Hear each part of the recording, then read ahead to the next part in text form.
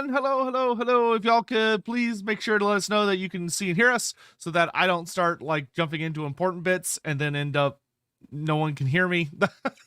That would be great. That would be pretty good, but I think I can confirm from this side you are sounding loud, clear, and just as beautiful as normal. Oh, great. How wonderful for me and everyone else.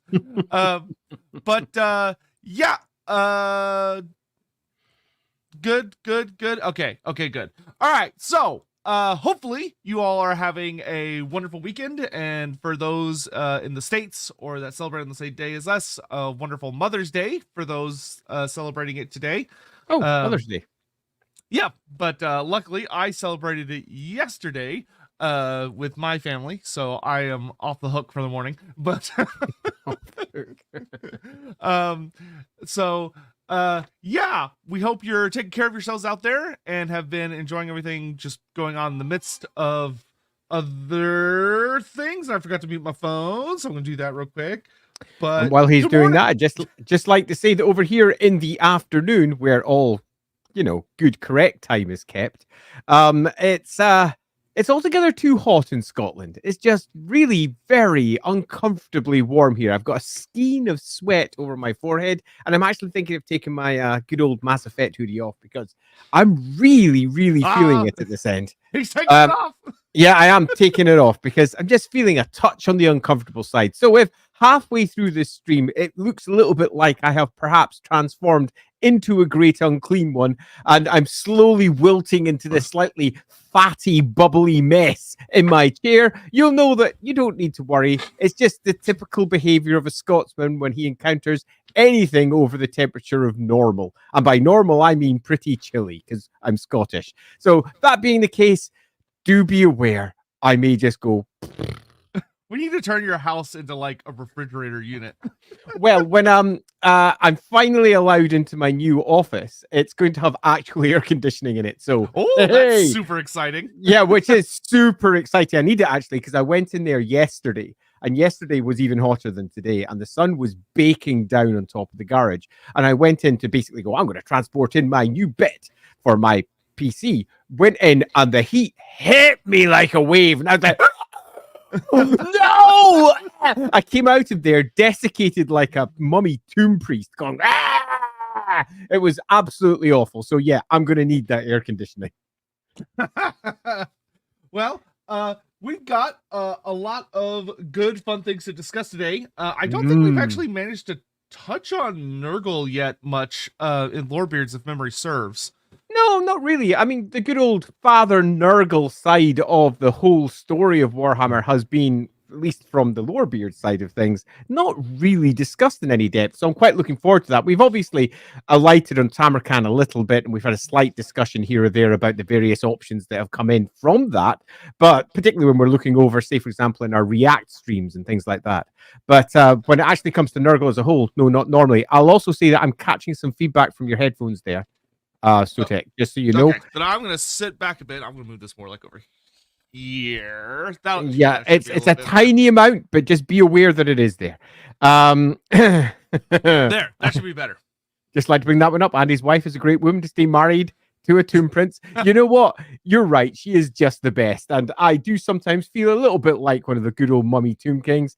After all, I pretty much catch every single disease that passes through Edinburgh. I'll catch it and then catch it again. I've been immunocompromised for altogether too long now. It sucks. The curse of Andy, they call it. Yeah, the curse of Andy. Yeah, totally.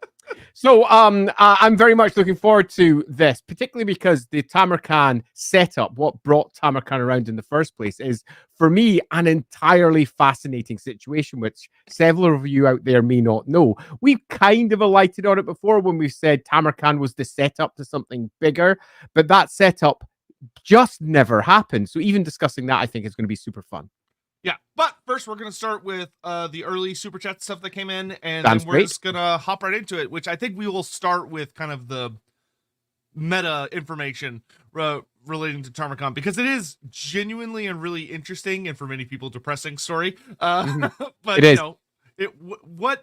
What a perfect way to talk about Nurgle, to start with a despairing real life tale. I mean, It gets you right in my wizened black heart.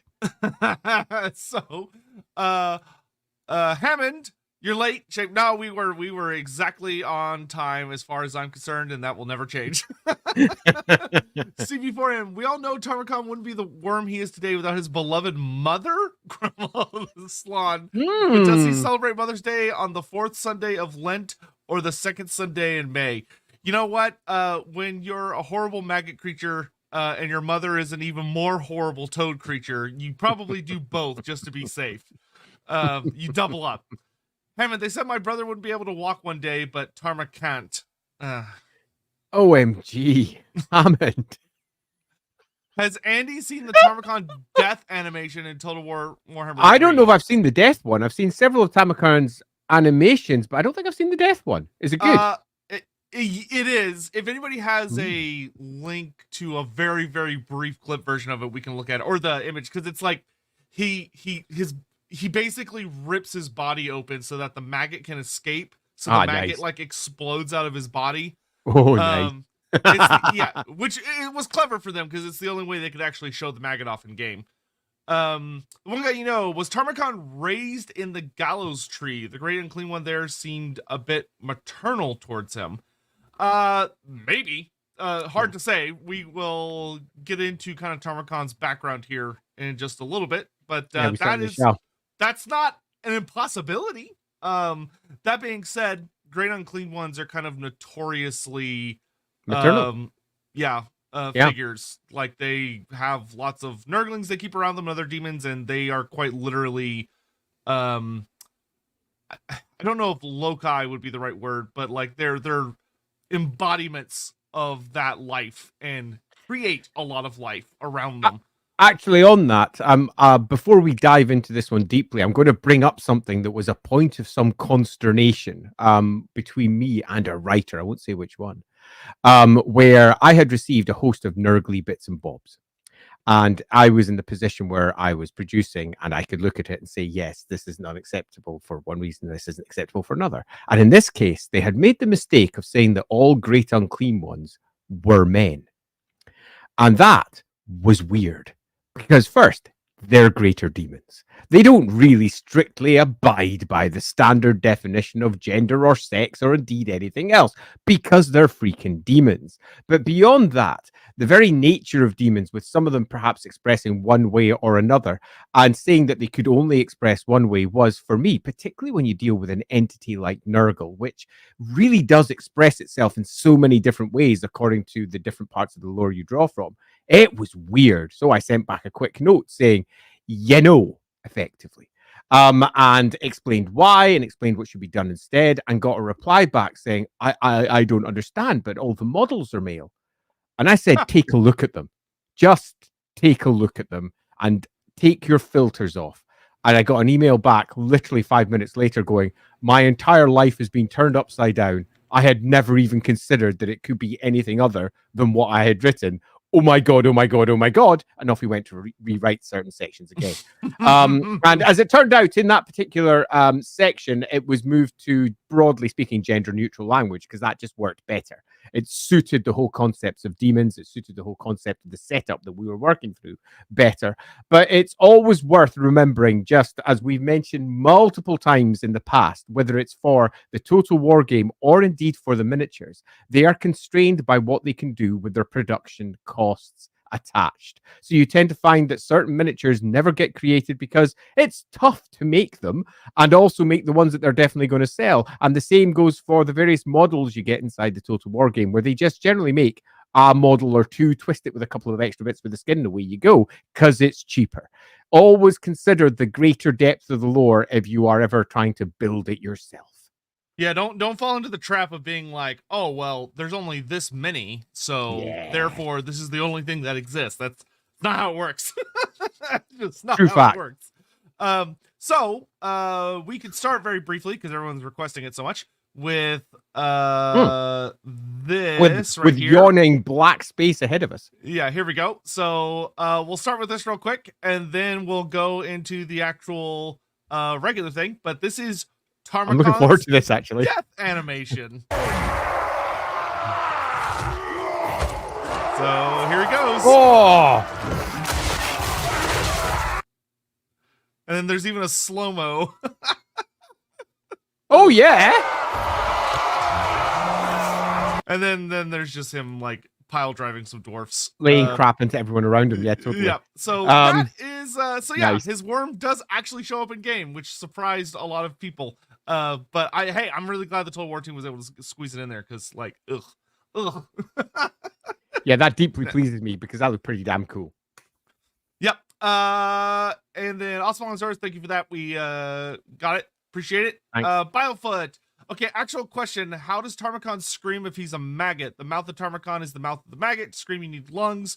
And you know what maggots don't bleed and have? Lungs. A number of things, sure, but mainly lungs. Well, right, so what we're about to get into is that Tarmakhan's not a maggot. He's more like the closest thing that you could compare him to as a maggot.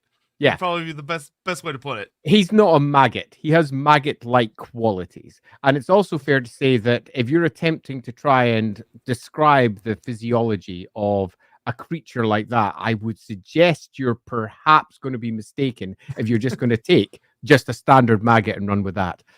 Also, if we're not running any video Sotek, it might be worth changing your settings so you get rid of the hiss in the background. Oh, if you know that, yes, the quiet one. Yep. I can do that. There we go. Wow, you're so much louder. Bosh! Just like that. Oh, good. That means I can move my mic further away from me. Okay. Okay, perfect. Yeah, that's your... so much clearer. That's brilliant. Very smart. Okay, there we go. Okay, so the last couple of super chats we need to get caught up on, and then let's hop right into it. So let's see. Hammond, North Americans. Oh, hey, fancy new car. Cool. Europeans. Oh, hey, fancy new AC. Cool. That one's actually a little funny. It's kind of true. Sparrowhawk. Finished reading all the Go Trek novels. Waiting for the next one to drop. Also, I've been subscribed to you since the first Total War game. Oh, well, thank you so much. That is a long time ago now. That is a proper beardy position to be in. A Sotek fan from the very beginnings of time. Yeah, that's long. When all we had was mist around us, and we didn't even have beards ourselves. Swarges. Yes, Tarmakhan has risen indeed. He's even got his own Lorebeards now. Watchdog 3079. Good sir Sotek. Who do you think is the most unique of the chieftains of Tarmakhan? So the expanded chieftains that they've added, I mean, Kazakh or Kaisk as they call him in the game. They call him Kaisk. Interesting. Yeah, they pronounce it as Kaisk in game, and I refuse to because I don't think that's how it would be pronounced. But that's because I'm stubborn. Kaisk. I would say that he definitely stands out as the most unique, just because he has the most development. But when it comes to like what each of them do and the little stories that CA kind of threw behind them, I think I actually kind of like Mournhowl the most, because they really run with the idea of like taking Skinwolf Werekins and making it where they have like a very strong pact mentality of they have that very strong familial relations. So Mournhowl's whole point is that he is kind of fallen to Tarmakhan's side and becoming this despairing entity because he's like pretty much the only survivor of his pack of Werekin, because most of them got slaughtered by a really big jabberslite that developed a hankering for wolf flesh or mutated wolf flesh, which is really unfortunate. But there's something really fascinating there, and I also really like when Nurgle plays on the despair of like family units, because I think that's something where Nurgle is really, really strong in. But I mean, the whole thing is really fun. Like, Ketzak is also super hilarious. I love him as a character, the Famir Balefiend you get, even though he's such an over the top Dune reference that I can't take him as seriously as I would like to, because he's Ketzak Fimdarak. And he's the Fimdarak who's going to like bring about a new golden age for the Famir. And yet, like, they very directly are just one for oneing quotes from the movie on his abilities and stuff, which is funny. But yeah, you know, he's an interesting character, and I do love my Famir, but there's that whole thing. So probably one of those two. Though Kaisk is fine, I'll say Kaisk is by far the best developed. Let's see. Laughing God, remember to like the stream. Yes, please. We would really appreciate that if you do. Just generally speaking, make sure you do. Don't just think potentially I might. We are currently streaming, obviously, over on Loremaster of Sotek's channels. We swap between these channels here and over onto LAWhammer. And whichever channel we're on, please just click like and subscribe. It's a tiny thing, but it makes an enormous difference to us. Inquisitor Thomas, who would win, Tarmakhan or Emperor Leto II? The Worm Emperor of Dune. Well, yeah, one's a god emperor, and one's just, a chaos champion who unfortunately didn't succeed. So, yeah, as we're going to cover, Tamurkhan, for all that it is an extraordinarily interesting story and a really cool character, he is ultimately a chaos champion who rose and fell. Absolutely did not succeed. So in this particular case, for those of you who've read the Dune books, you'll be fully aware of just how ridiculous Leto is. The chance of Tamurkhan even intruding on his golden path would be next to zero. Yeah. Let's see. Hope you both are well. Always enjoy watching Lorebeards. The Nurgle realm shows an area called the Lair of the Maggot Lord. Could it be tied to Tarmakhan? So originally, when it was designed, the Lair of the Maggot Lord, the earliest I remember seeing it really like put to page was probably the Realms of Chaos map that somebody drew up for, I want to say that was 8th edition. Was it 8th? Was it that late? It was either 7th or 8th, but I can't remember which one. But that map is the first time it gets brought up because somebody just basically designed the kind of like the battlefields of the 4 great powers and their little areas of the realm of chaos, and did a really cool job just filling the map with all sorts of crazy little tidbits. That was well before Tarmakhan got designed. Yeah. So I would say originally, absolutely not. But now that Tarmakhan is a thing, there could be something there.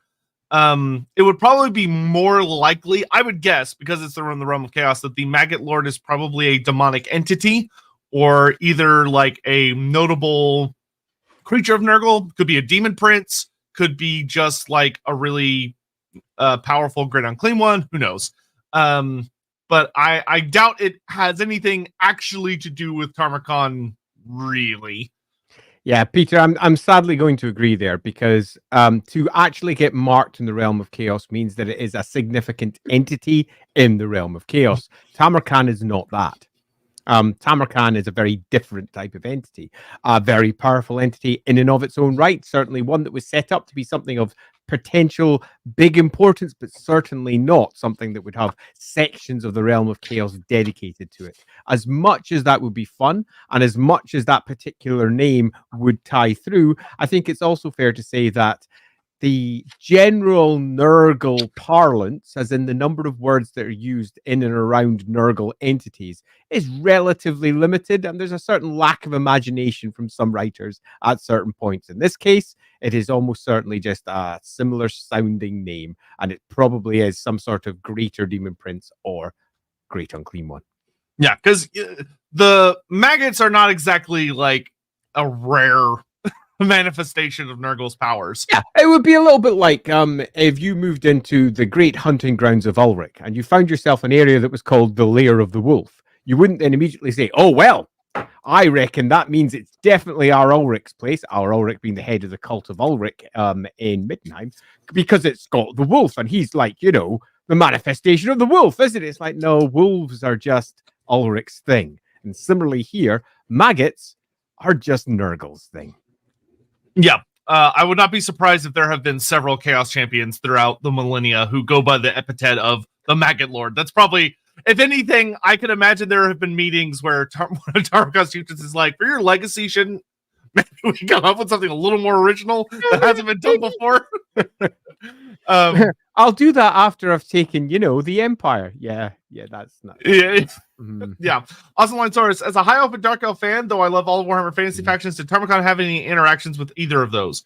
Not in his particular journey that we're going to get into, but one of the notes about Tamurkhan is that he is potentially very, very old. But we'll get into that in just a minute. In which case, maybe, likely, Michael Thomas, Milady, Nurgle Fedora tips. poor, poor Nurgle getting wrapped up with the milady folk. Granted, I wouldn't put it past Nurgle to have that sort of dynamic with, just reality itself.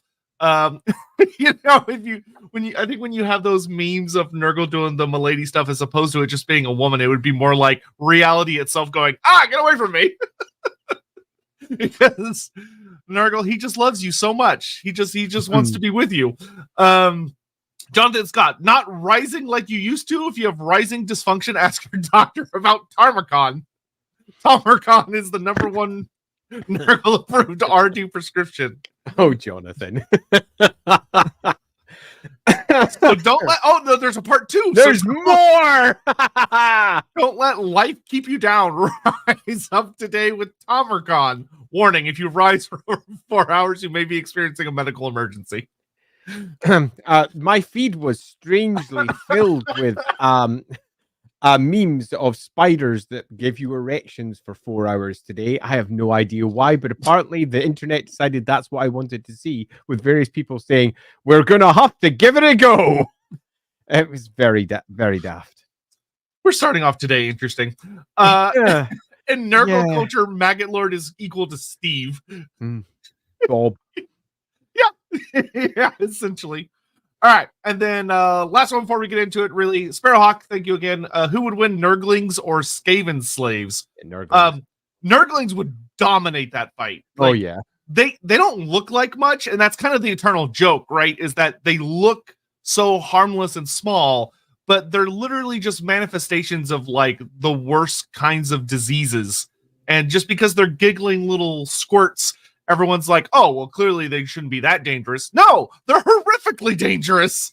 Yeah, sure, you could stand on them and they would pop like an overripe pustule upon your flesh, but nevertheless, they are little balls of menace and teeth and, arguably, much more importantly, infection and disease. It would not be good. No. Yeah, like one Nurgling showing up in a populated area is a recipe for absolute disaster. Okay, and I lied. I'm going to grab these bit things too, just because I'll forget about them if I don't. Lothar Bubonicus, the original Maggot Lord. Totally was the original Maggot Lord. I remember painting the model for Lothar Bubonicus a bajillion years ago in his Palanquin and Nurgle, and that was just the freaking best. I loved it at the time when he's sitting there with his little crooked staff, but effectively he was just an example that was used for showing how the Chaos Warband rules could work and showing how they moved through a campaign towards hopefully demonhood. You could argue that the seeds of what would become Tamurkhan were laid all the way back down, all the way back in the original Lost in the Dam book. Lost in the Dam, was it Lost in the Dam to the other one? I always forget the two. Slaves to Darkness, Lost in the Damned. Yeah, pretty sure it's Lost in the Dam. Nurgle pretty sure it's Lost in the Dam. Yeah, you're making me doubt myself. Nurgle and Zinch together, and it was just the best. The one guy, having issues with rising is common among Chaos Lords over level 40. Very common. Y'all are relentless today. Rise of Tamurkhan. All right, the rest of these are going to wait till later. So, Tarmakhan, for those unaware who are like, okay, I have read lots of Black Library looks. I have wandered around the lore. I have never seen a mention of this Tarmakhan guy. Who the hell are they talking about? He comes from this book. Look at that book. Tamurkhan, the Throne of Chaos, which is undeniably the most beautiful Warhammer Fantasy book that was ever made. I don't think it can be argued. The quality of it is like literally second to none. And it's massive. It's hundreds of pages. It's a very, very long read. The artwork is all completely unique and gorgeous and dark. It's got maps and stories and scenarios and new rules and new models. And it was one of the best events that we got in the later days. And really, I mean, the later days of Warhammer Fantasy. Yeah, it was for me. I remember this clearly when it came out, and it was somewhat of a shock. I mean, not a big shock because it had been building. But Forge World approached Warhammer in the same way they had been approaching 40k previously with their big like armory books and similar.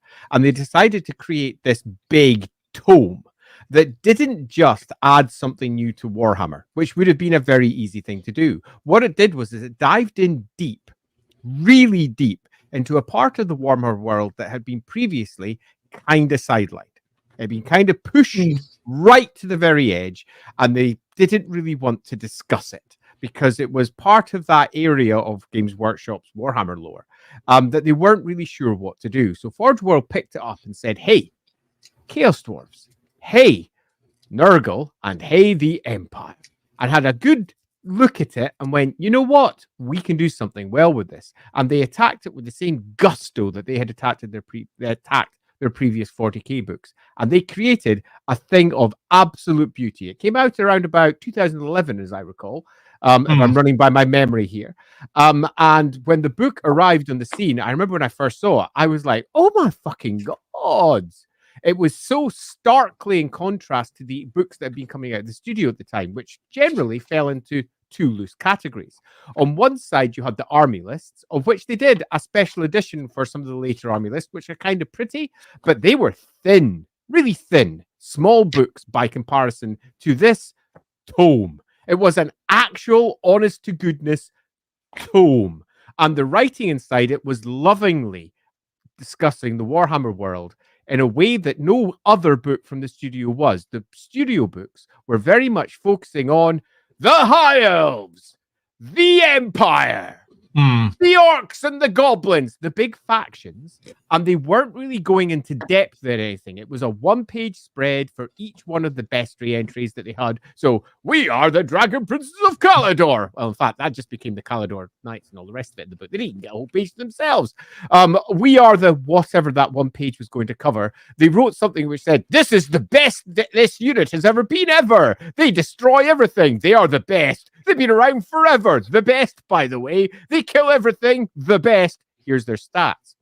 And it just felt almost like, come the midpoint of Warhammer 8, that there wasn't that much new coming. It was nothing more than a reiteration of what we'd had with 7th all the way back to approximately 4th edition. Yeah, and like chucking some new units in here and there. Yeah, and the army list's best bit was when they did something new. And that was it. So, for example, the Empire army list came out and we got ourselves a big, huge new war machine. You're like, yay, new war machine. Take a look at that ridiculous Luminarch of Heish. This is awesome. But they didn't really do anything other than add a unit, add a single model. That was about it.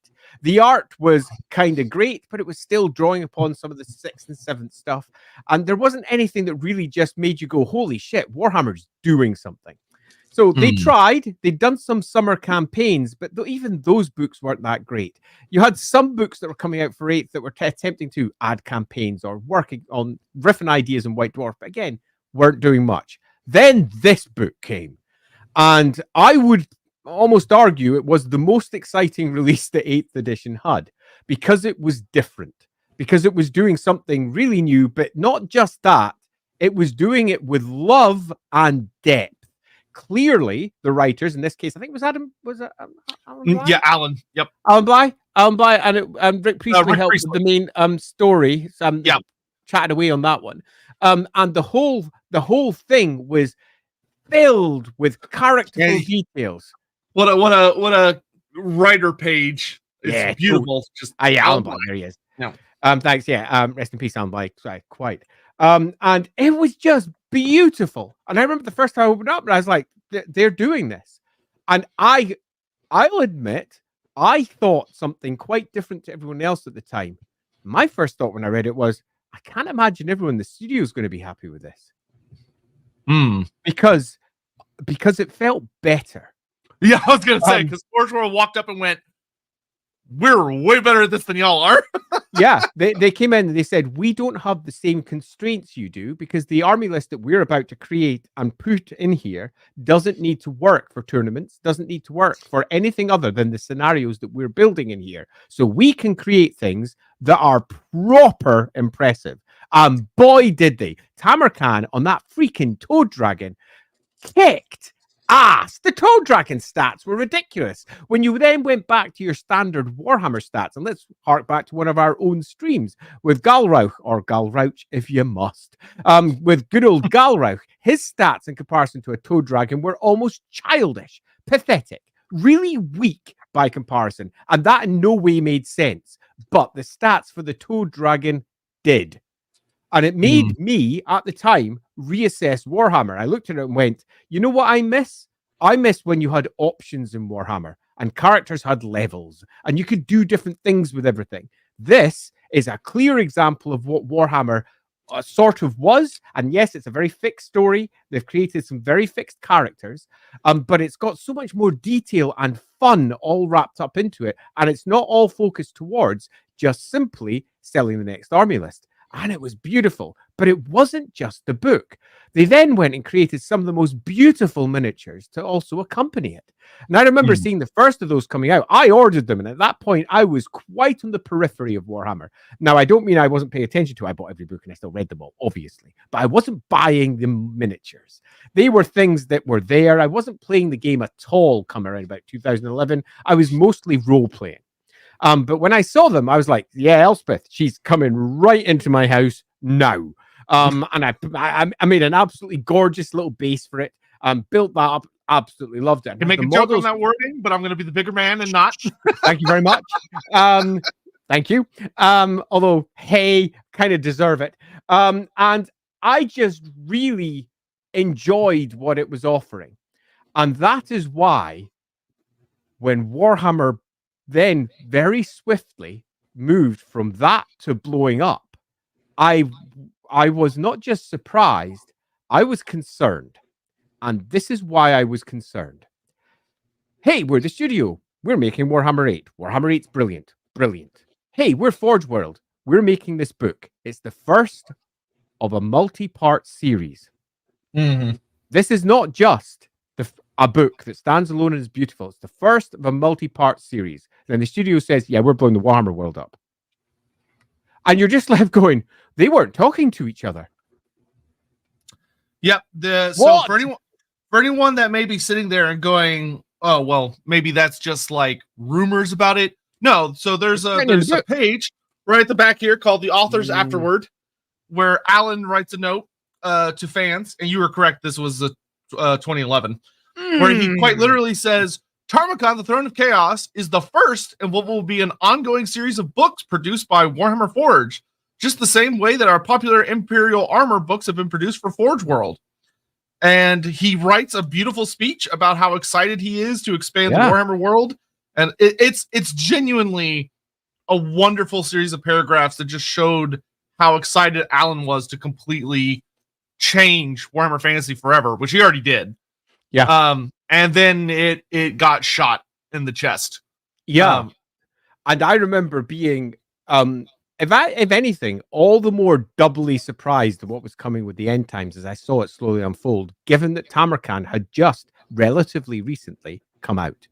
And I'd read Tamurkhan end to end, and I'd read that conclusion, and I was super excited for what's going to come next. I have not read a book and been more excited for something that Warhammer was going to offer ever since then, because it was such an exciting moment. It felt like they were going to do something with Warhammer. They were going to go beyond the standard army list model and examine new places and really bring them to life. And they were going to do it at a relatively swift pace, one every other year or so. That was just, wow, we're going to go through at least 4 books, one presumes, one for each one of the Chaos Powers, and they're going to go places that Warhammer hasn't. And the proof of that was in the Chaos Dwarf extras that they added, because they completely went to town on the Chaos Dwarves. And I do mean completely went to town. They reimagined them from the ground up, redid every piece of art, literally reimagined the entire species and presented it. And the idea of them doing that to something else in the Warhammer world beyond excited me, because that means we're probably going to get 3 more entirely unique armies being added to Warhammer. And that, I don't know about you, but me on this side, that was beyond exciting. Oh yeah, don't worry, I have a whole speech I'm about to give in a minute. Yeah, so that sadly then moves towards the end times. And as we're looking at the meta outside of it part, we had this gorgeous, beautiful book which presented so much cool stuff. We got a bunch of models from it that were and still are gorgeous. And then they vanished, the book vanished, Warhammer vanished, and we were left with an incomplete series and just this one piece of beauty that we could look at and say, well, you know, let's now collapse to despair, for Nurgle has come and swallowed all of our dreams. And as Sotek said right at the very beginning, it could not have been more fitting than Nurgle being the one that both came first, giving us all this hope for what was to come, followed by the despair of the end times hitting and the realization we were never going to get these extra books from Forge World. And that was the end of the project. And the tears that, at least in my case, were metaphorically shed, because, hey, I wasn't that invested that I was going to weep over the lack of these books. But nevertheless, inside, my heart was breaking because it was going to be awesome. They were going to do something truly great with it. And it never came to pass. Yeah, so some little bits that I want to add on as well is that for a lot of people, there's always the eternal discussion about like, oh, was the end times necessary? Was it, should it, did it need to happen? Why did it happen? And there's a lot of myths and rumors and dialogue about it.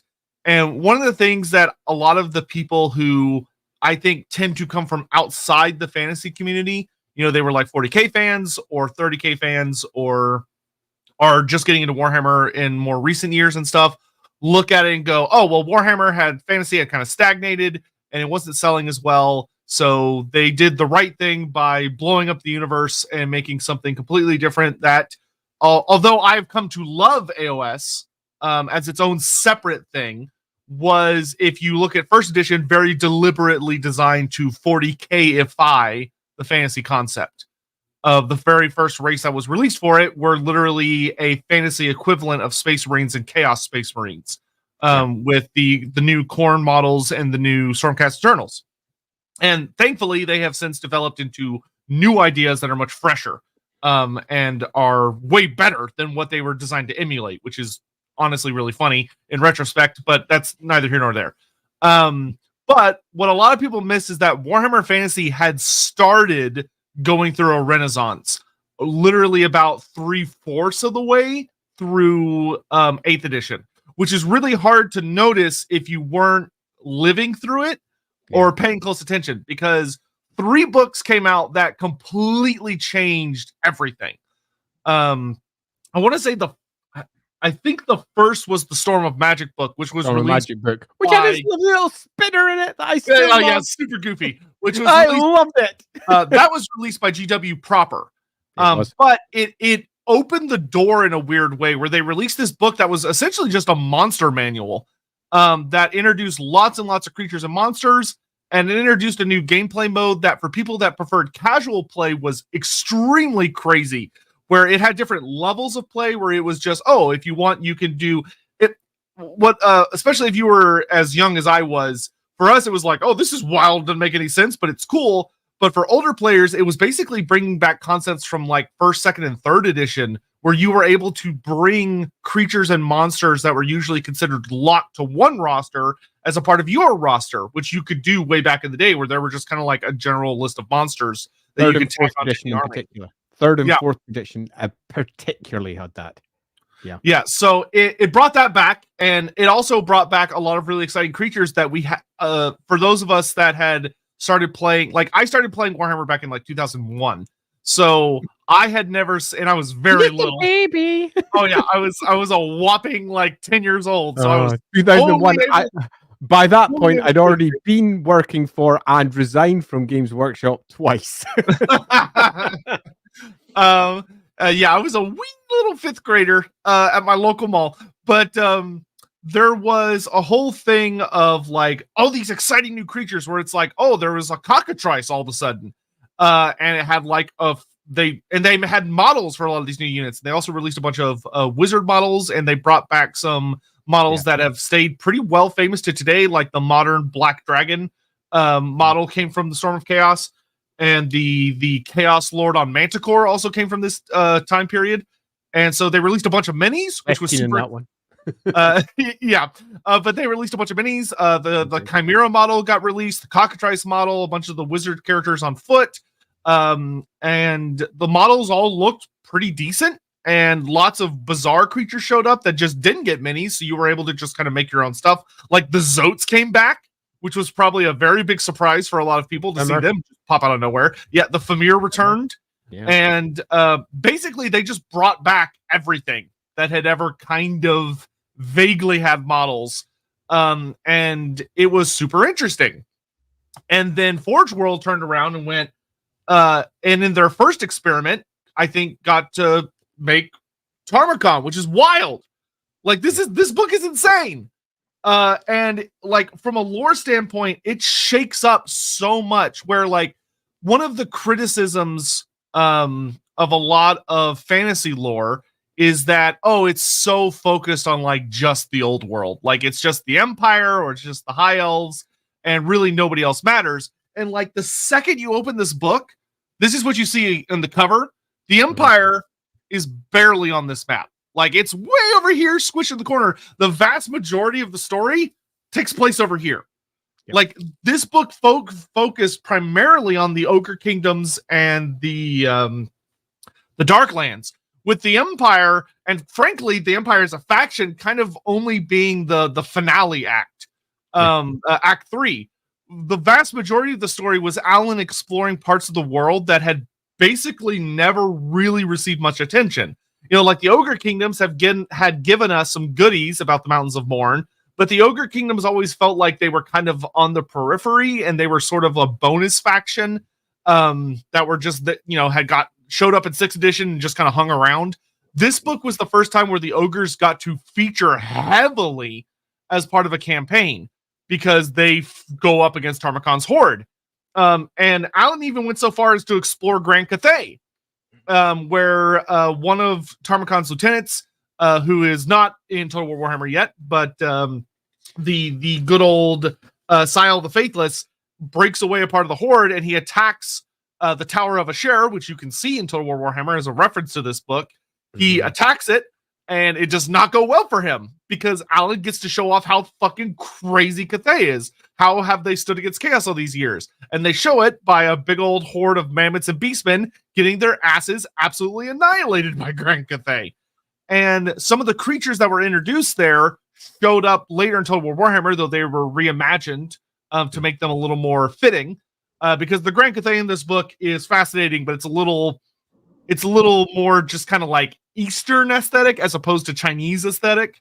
But like the Onyx Crowmen in this book are more like giant stone construct bird things, and then Total War changed them into elementals of yin, which I think works quite nicely. But it set the stage for a lot of the things that we got to see later, which was super duper exciting. And from there, you know, he brings back the Chaos Dwarfs, which a lot of people thought was impossible. You know, they were, as far as everyone was concerned, the Chaos Dwarfs had been fully squatted and were basically non-existent. And not only did he bring them back, but they featured as a main character, main faction, because they are the of the 3 factions featured in this book, they're the second one, which is wild. And they had beautiful lore that took the lore that had been written before and just modernized it, which was super exciting. And the book, it just keeps going. And the other thing that I really liked is that, very uniquely for a Games Workshop product, though it's actually a Forge World product, is that it was a self-contained story. It has a beginning, middle, and an end, where Tarmakhan full-on dies in the end. And it's not the typical situation of like, oh, we're going to introduce a bunch of characters and then they all escape and survive at the end, so that there's not really an ending. No, it tells this big old story that ends with the big bad, or the main character who you've been following the entire book, dies. And it does leave behind Drazoth the Ashen and Elspeth von Dragon, because they're like, you know, we can do more stories with them later, where Drazoth retreats back to the Darklands, and Elspeth, it mentions, is like heavily wounded, but survives and will continue to haunt Nuln. But it was like, I think it's a decade before she's really seen in public again, because she was so exhausted and like magically exhausted, and like it took a toll on her, the whole incident. But it was a fascinating story. And it really built up the idea of the excitement of, oh, where's he going to go next? Like, where is Alan going to take the story next? Because it was very clear that the next story wasn't going to be about another invasion of the Empire, most likely. It was probably going to be somewhere else. Like, oh, hell yes. Yeah, of that he was building up, like, what if I invade Grand Cathay? Or what if I invade Ulthuan? Or what if I invade Nagaroth or Lustria? And there are little hints about what kind of books were coming from Forge World, because Forge World was going full steam ahead on this concept, where the next book they were working on that they did next was the Monstrous Arcanum. Yep. This was also designed to be part of a series, because there's a 1. This was book 1. Beautiful book, very high quality, much shorter, but it featured a bunch of creatures that if you play Total War, you probably know and love them. And if you play the roleplay game, you probably use a lot of them now, where it expands the Famir. It brings us our Skinwolf Werekins, our Praetons, the Basilisk comes back and got a complete redesign. Oh, yeah. Where it's like, it's no longer a petrifying creature. Instead, it like turns you into poisonous radioactive sludge, which is like, oh, that's even worse. And it took all the creatures from the Tamurkhan book and standardized them for Storm of Magic play. So they were continuing to iterate on what had come before, and everything was super duper exciting. And they had already started working on a new book, which I think was going to be like the 4th Battle of Blackfire Pass, where Karl Franz becomes the emperor we all know and love. And they had already started working on minis for it with the River Troll Hag, the giant River Troll Hag model, and the Squig Gaba, which is the big squig that spits smaller squigs at people. And everything was looking really, and these things were selling like goddamn hotcakes was the thing. Like in my local scene, the amount of people that were running just full-on Chaos Dwarf armies in competitive play was insane. And those were not cheap. Like, no, they weren't. Getting Forge, expensive. Yeah, especially getting Forge World in the US at that time meant you had to buy from England and have it shipped to you here. It was horrifically expensive. And yet they were still running full armies. But there was a problem. Arguably a really big problem. And I'm going to actually hark back to my own personal anecdotes to provide an example of what that problem was.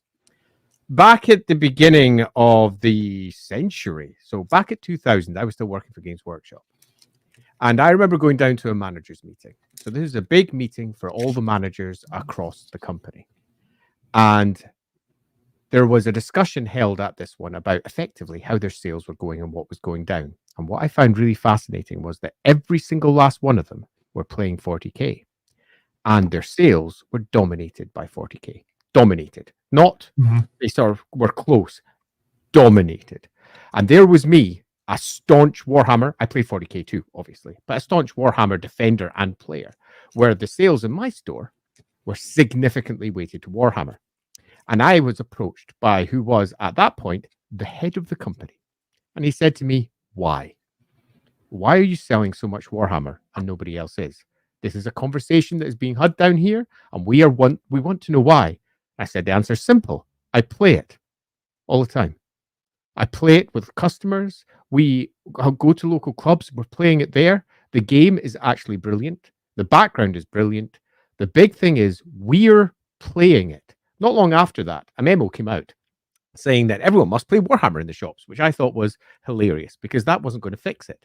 Because that wasn't going to make everybody want to play Warhammer. That was just stupidity. What they needed to do was to get people wanting to play. But the problem was, as the years went by from then, that 40K was so popular that the staff themselves were playing 40K more than anything else. So the people who were the line that was the barrier and also the front line of the push for Games Workshop were pushing 40K themselves because that's what they loved.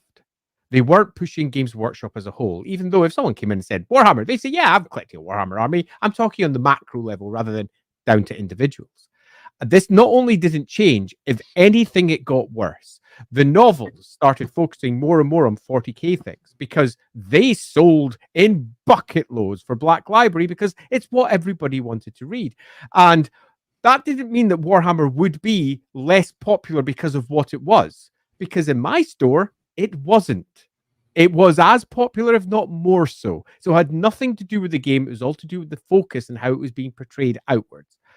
And come the time of the 8th edition, Warhammer sales were already a fraction of 40k effectively, and they were in the studio looking for ways to turn this around. And they tried, as Sotek already discussed. There was some new ideas brought to the table. They tried to rebuild it. They wanted to take Warhammer, which was their core product, and they wanted to bring it up to the same level as 40k. They wanted it to sell as well as 40k, and it didn't work. It just didn't. It just didn't. Warhammer was not selling as well. Not because of whatever reason you may have heard. All of the reasons you've heard, plus more. Now, the reason I've added here is because more people were playing 40k because, and to a degree that's true, but that's because it was so much easier to collect an army for 40k. Skirmishing troops were so much easier to put together into an army. There was so much less control over exactly how armies could be expressed. The army lists were often smaller, more unique. 40k had moved past its original origins. Warhammer had been the same game since 3rd edition and had done nothing new, and had almost captured itself in this wrapped up version of what the game should be. And bluntly, it was hard to get into. It was expensive to get into. Really expensive. 8th edition in particular was very model heavy. Particularly when you went into the big armies, a huge unit. And they were turning it around. But when I say that the ship was righting, it was doing it very slowly. And clearly, without any awareness of the decisions that were made behind the scenes, well, I've spoken to some people, but only some. The decision was made to just restart. And restarting meant completely restarting. Now, we're not going to dive deep into the depths of what happened here, because that's not what this stream is about. But what it did was it ended Warhammer with the End Times. Obviously, they took all the things that they've been working towards using for their 8th edition and they repurposed it for Age of Sigmar. So everything that was working towards their 8th edition variants, they went, no, let's move that into the next one. All the designs moved into the next one as they started thinking about the next game they were going to do. And then Forge World were left going, you what now? And from the outside, you could see it clearly because suddenly everything that Forge World was offering was kind of brought to a halt. All the things they were doing were brought to a halt, and it felt reactionary. It felt like they had a great product, which was Warhammer, and they didn't know what to do with it. So the only thing they could do was make it like 40k. And they gave that a damn good go, and then in time realized that perhaps not making it like 40k was wiser, and instead... I think it might be fair to say that Age of Sigmar has instead just looked outwards at all the fantasy products on the market and said, let's take all the best bits. So they've taken in bits of Dark Souls and they've taken in bits of GW doing what GW does best. GW, what if we just take everyone else's idea? Just get rid of stuff and pop it in. And boom, Warhammer was dead. Boom, Tamurkhan and the entire setup was brought to an end, which is a really nice 1 hour later. You've switched my telly off. Excuse me, I can't see you anymore because my daughter has switched off all my screens. Let me just bring you back there. Hey, there you are. That was actually hilarious. Thanks, Joe. So it was all brought to an end, and all of the great, gorgeous beauty that was being put together by Forge World for the Warhammer world, the great dream of tomorrow came to an end. But that doesn't change the fact that we still got this beautiful book and we still got everything that it offered. And as we're hopefully going to move on to another we're just about to, as we're hopefully going to move on to, it added loads of cool new extra stories, and they all felt really very much Warhammer stories rather than feeling like 40k stories that they've sort of repurposed. No, this is a Warhammer book. It doesn't feel like they're trying to attract the 40k audience. It feels like they're trying to say, you know, this stuff that you love about Warhammer? Well, we're just going to give you Warhammer Plus. We're going to dial down, deepen it. And we're going to do it with factions that are not normally discussed. Nurgle, arguably the least popular of the Chaos Gods at this point. That's what we're going to focus on. Oh, yeah. And we're going to do that with Chaos Dwarves. Yeah, you thought they were gone? Wrong. Not only that, we're now going to go into the Empire, a faction that, believe it or not, was not selling at all well. We're going to go into the Empire, a rather dull, staid, tried and tested faction, and we're going to really vamp it up and bring in some super crazy stuff. Bring in the land ships. Beep, beep. Yeah, well, and amazing. They came at it, of all the things, and like they could have come at it from the angle of like, oh, look, it's everybody's favorite Reichland, but instead they were like, no, it's Wizenland and Nuln. I know.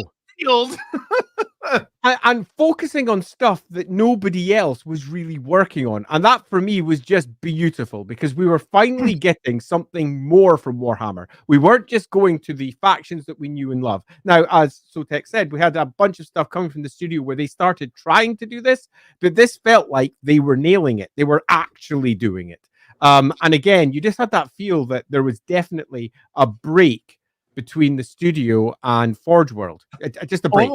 Almost like that's still happening to this very day. And it's exactly the same issues we see today with the old world. Yeah, quite. Yeah. Anywho, before we get on that tangent, let's pivot and talk about actual Tarmakhan. How about, before we actually talk about Tamurkhan, we do our super chats? Yeah, we'll do that too. Okay, so let's get caught up on those really, really fast, and then we're gonna hop into actually discussing lore. We appreciate all your patience, but I do think that is a genuinely really critical discussion to understanding the importance of Tarmakhan and why so many people have lashed onto it. And especially since the resurrection of fantasy, the obsession over Tarmakhan has kind of reached a fever pitch, which is tragic, but also interesting. Like, I half expect almost any day now, especially with Total War having released all the stuff from Tarmakhan, I'm almost expecting like a release the Snyder Cut cult to start up about the other 3 books that Alan was working on, because I bet $1 billion those are lying around in a at least some of it. The plans, at least. Oh yeah, just let us put them out for free. It's just a bonus. People can make their own minis. Yeah, that's never happening. I know. I mean, hell, I'll buy them. I don't care. Hammond, did you know male spiders pollinate female spiders with their front legs? Make you think twice when Spider-Man yells out Mary Jane. I'm moving on. Then Schmeister. Would Papa Nurgle still love me if I was a worm? He would. Yes. Absolutely. He'll love you no matter what. EG Cruising, do you plan to cover what Tarmakhan's invasion would affect? Yes. Yeah, we'll talk about what the ramifications of what the book presents here in a moment. Though, when it comes to talking about Wizenland and Nuln specifically, that's gonna be more next week, because next week is going to be focused on the Empire. So just to make sure that is covered very clearly, the Nuln impact is very much the Empire section of our 3 discussions. And for all this feels like it's the discussion about the book as a whole, it's not. This is Tamurkhan, and Tamurkhan is intrinsically linked to his name just happens to be on the cover. Indeed. So this is when we've decided to talk about this aspect of it. But the impact on Nuln, that'll be next week. You'll find that over on the LAWhammer channel side of things when we take up part 3 of our 3 parts. Yeah, that'll be next week. Yeah. Thanks, EJ. Hello, it's Josie. Enjoy streaming, she says as she turns off the screen. She turns off my screen. Shakes fist at Josie. Enjoy this. Turns off. Also, your pawn has dragon plague and is trying to spread it to mine. I knew the Nurgle string was on this week. Yeah, that's perfect. Dragon's Dogma, reflecting Nurgle. Sean Schultz, what's warm and hot? A warm. I'm moving on. Y'all are struggling this week. I know it isn't much, but just love Lorebeards. Hope you continue. Well, hey, no, please, just showing up and watching it, and especially hitting that like button is more than we could ever ask for. Thank you so much. Throwing $1 our way just helps even more. We appreciate it. Thank you. Still loading. Good afternoon/day. Does Tarmakhan reproduce? Why? No, he doesn't. Because he has no interest in doing so, and he doesn't seem to do it passively. So, he's very selfish and focused on himself. So he never went on to make kiddos. I think that's definitely the case, but I also think that if they ever decide that he did, there would be no lore break. Yeah. It would not be unusual to be like, oh, he had children during his escapades. Okay. Yeah. That would be my response. I would just go, all right. He reproduces asexually, perhaps sheds himself into twice himself or something equally odd, but that would definitely fit the character. Yep. Digmatter, never trust a follower of Nurgle. They're the only Chaos Acolytes who claim that their deity is beneficent, or at least has the capacity to be so. Oh, Nurgle will abate your suffering, all right. So I'm not going to go into any depth with this because it's not the correct stream, but I fairly strongly and deeply disagree. Well, to be fair, it is the Nurgle stream. I would suggest all 4 Chaos Powers will claim to be, under the correct circumstances, and will be believed to be beneficent. But Nurgle takes a particular route that many believe is more enticing for one reason or another. But I would argue all 4 Chaos Powers entice in their own unique way and are just as beneficent. There's a reason that they are all extremely successful. Yeah, they are corruptive influences at the heart of it. Charles C.K. been watching Sotek since back since the Ogres Q&A. I don't even remember how long ago that was. Though that was fun. I need to get back to doing Q&As. I'm the one who stuck in the questions about Cathay, and it probably answered me based on this book. Yes. If I was any Cathay questions I answered back then would have had to come from this book, because that's all we had to work with, other than like random little snippets outside of like tiny snippet in Ogre Kingdom's book or something. There was almost nothing. Yeah, but that is correct. Hammond, why are you successful? Because I'm anti-fucking law. Is that how you responded at that meeting? I actually, just as a tiny little anecdote, where I pretty much almost said that. I was at a meeting and I was asked to give a speech about how I did Sundays, because I had big Sundays in my store that were different to how they were handling the rest of the company, where I was doing big beginner Sundays. And I spoke to who was the area manager at the time, and I sat down with him and I said, well, basically all I'm going to do is stand up and say, why? Because it's the right thing to do. And why does it work? Because I'm fucking amazing. So, I'll do that if you want me to do that. And he said, well, what's the substantive point? So I told him the substantive points, and I said, none of this is hard, and they all claim to be doing it. So basically the difference between what I'm going to say and what they're going to hear is I'm fucking amazing and they're not. So do you want me to do that? And he said, actually, no, because that's going to make them all feel really bad. And I was like, yeah, so I'm happy to do it, but ultimately I'm just going to be telling them what they know. And he was like, let's hold that till next time. Let's table that. Let's table that one. Yeah. Inquisitor Thomas, clearly Warhammer died with Marius Leitdorf. Oh. Actually, pretty close to that in terms of timing, but not quite. Yeah, not quite. It lasted a little past him, but not by much. A good bit past him yet, yeah. See, beforehand, this conversation makes me think of how sad I'm going to be when CA moves on to Total War 40K. When that day inevitably happens, hopefully we'll just have gotten everything that was ever published, and we can be happy with what we have. Plus, it's not necessarily for sure that when they move on to 40K, which I do think is inevitable, that they won't also support fantasy in the background, because CA has done some surprising stuff about releasing DLCs for older games, even when you wouldn't think they're going to anymore. And as long as it makes them money, they'll do it a lot of the time. And Warhammer Fantasy DLCs sell like hotcakes. And 40K will sell like hotcakes and may make the Warhammer sales look pale by comparison. Yeah, I will say the real interesting thing would be I'll give some anxiety to a community, would be someone sitting as a fly in the wall going, man, these Warhammer Fantasy and 40K games are selling way cooler than our historical games.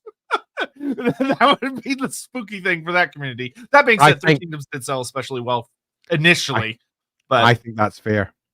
Yeah, so particularly if Sega sitting at the top are looking at numbers going, Yeah, I would say for historical fans, I would be very much hoping whatever the next historical title is a banger, because otherwise they may be the good old Simpsons "I'm in danger" moment. Laughing God, I feel like I need a mug of beer, warm fire, and a comfy high back chair every time Andy tells the story of the history of GW. Yeah, you'll definitely need to make sure you have a beard to pull on irritatingly when you get to that segment, going grumbling about how dare they cancel Warhammer, the mishandling of IPs. Jenny Fox 119. I'm working on my master's thesis about the development of 20th century fantasy, which it's much narrower in focus. How important would you say Warhammer is to the 20th century fantasy scene? To the whole scene, not as important as many that are involved with Warhammer would like to believe. The influences upon Warhammer are definitely extraordinarily important. But if we take a look at, say, for example, just one thing that Warhammer influenced, and that's the Lord of the Rings movies. Orcs in that were Warhammer orcs in terms of how they were presented. Meat's back on the menu, boys! It's like, that's very Warhammer in terms of how they were presented. So be aware that the influences that come from Warhammer will be subtle, but they are quite deep, particularly when you move to the communities that were creating, for example, all of the models for Lord of the Rings. They were all behind the scenes fans of Warhammer. Many of them have moved on to create Warhammer stuff that are now licensed products at a later date. So their influence is there, but a lot more subtle than many think. So, for example, Warhammer, deeply influenced by, say, Lord of the Rings or Michael Moorcock, and similar. Michael Moorcock and J.R.R. Tolkien, enormously more important than Games Workshop ever will be. But Games Workshop is about to become, I would argue, much more influential, largely because if their TV project actually lands when they move into Amazon, and given the quality that came out with the Fallout TV show, it's very possible that 40K is about to move mainstream. And if that happens, the influence of Warhammer is going to be quickly and swiftly extraordinary. I'll say one last thing, World of Warcraft. Yeah. World of Warcraft is Warhammer to begin with. Yeah. It's become its own thing, but it was to begin with. Yeah, I would say, Warhammer definitely, like, it has an influence that is like, oh, it should be noted in the 20th century, but it really hit its stride as just a whole set of IPs in the 21st century, in my opinion. Good luck on your master's thesis, by the way. Hammond, Warhammer died when they decided not to flesh out Astalia. Gloria Alma Media Invictus. Yeah. That almost made me sad. There was a point where we were deciding which books to do first for Warhammer 4, and I almost went south rather than west. So in the end, I decided that the first books we should do would be moving out towards the sea, Ulthuan, and then Lustria. And I sort of regret that because they're still following that plan. They haven't reached it yet. Their elf book, I presume, is about to come. They see have clawed their way through on fantasy roleplay. They'll move over to the elves, and they'll presumably, hopefully, move further. They did Lustria, for example. And I kind of wish that I'd gone south instead for my first plan, because by this point, we would probably have had an Astalia, a version of it, Attilia, a version of it, and almost certainly the Lands of the Dead, and possibly even some touch onto Araby. So, yeah, I'm a bit sad about that one. Well, you can't be everywhere at once. But hey, we got a Lustria book and the Sea of Claws book, so... Yep. Swarzaj, which granted, release the Road of Chaos books. Hey, don't ping us about it. We can't do anything about it. Yeah, quite. Fiberwolf, throwing $1 away. Appreciate that. That's actually $2, but thank you. Since you mentioned your how do Pokemon races breed video, how would Tarmakhan? We're moving on. But like, in actual answer, like, I don't know, based on how worm-like he is, he would very realistically probably be a creature that you could explore the idea of you chop off a piece of him and it replicates into its own thing, which could be really nasty. In fact, if you want to have Tamurkhan survive, it's something like that that's almost certainly the obvious next step. Yeah, though his death like is a disease. His death is rather extreme. Arc Throne, have you seen the Goldbag Maneater leaks? Hype. Yes, I have. I'm very excited for. Are they good? Yeah, there's a in-game. Oh no! Wait a minute. I have already seen it. But yeah, it's very early though. It's very early, so it's kind of like Swarta, no joke. Using Tarmakhan and Corn Dragon model in my D&D campaign. Would love at least a description / art for the others so I can make them myself. Yeah, that'd be nice. Because like it's a huge mystery about. I will say the Corn one's a little disappointing to me because it's so basic. I was hoping for something really exciting other than just a big dragon with a half-naked dude riding it. But it is what it is.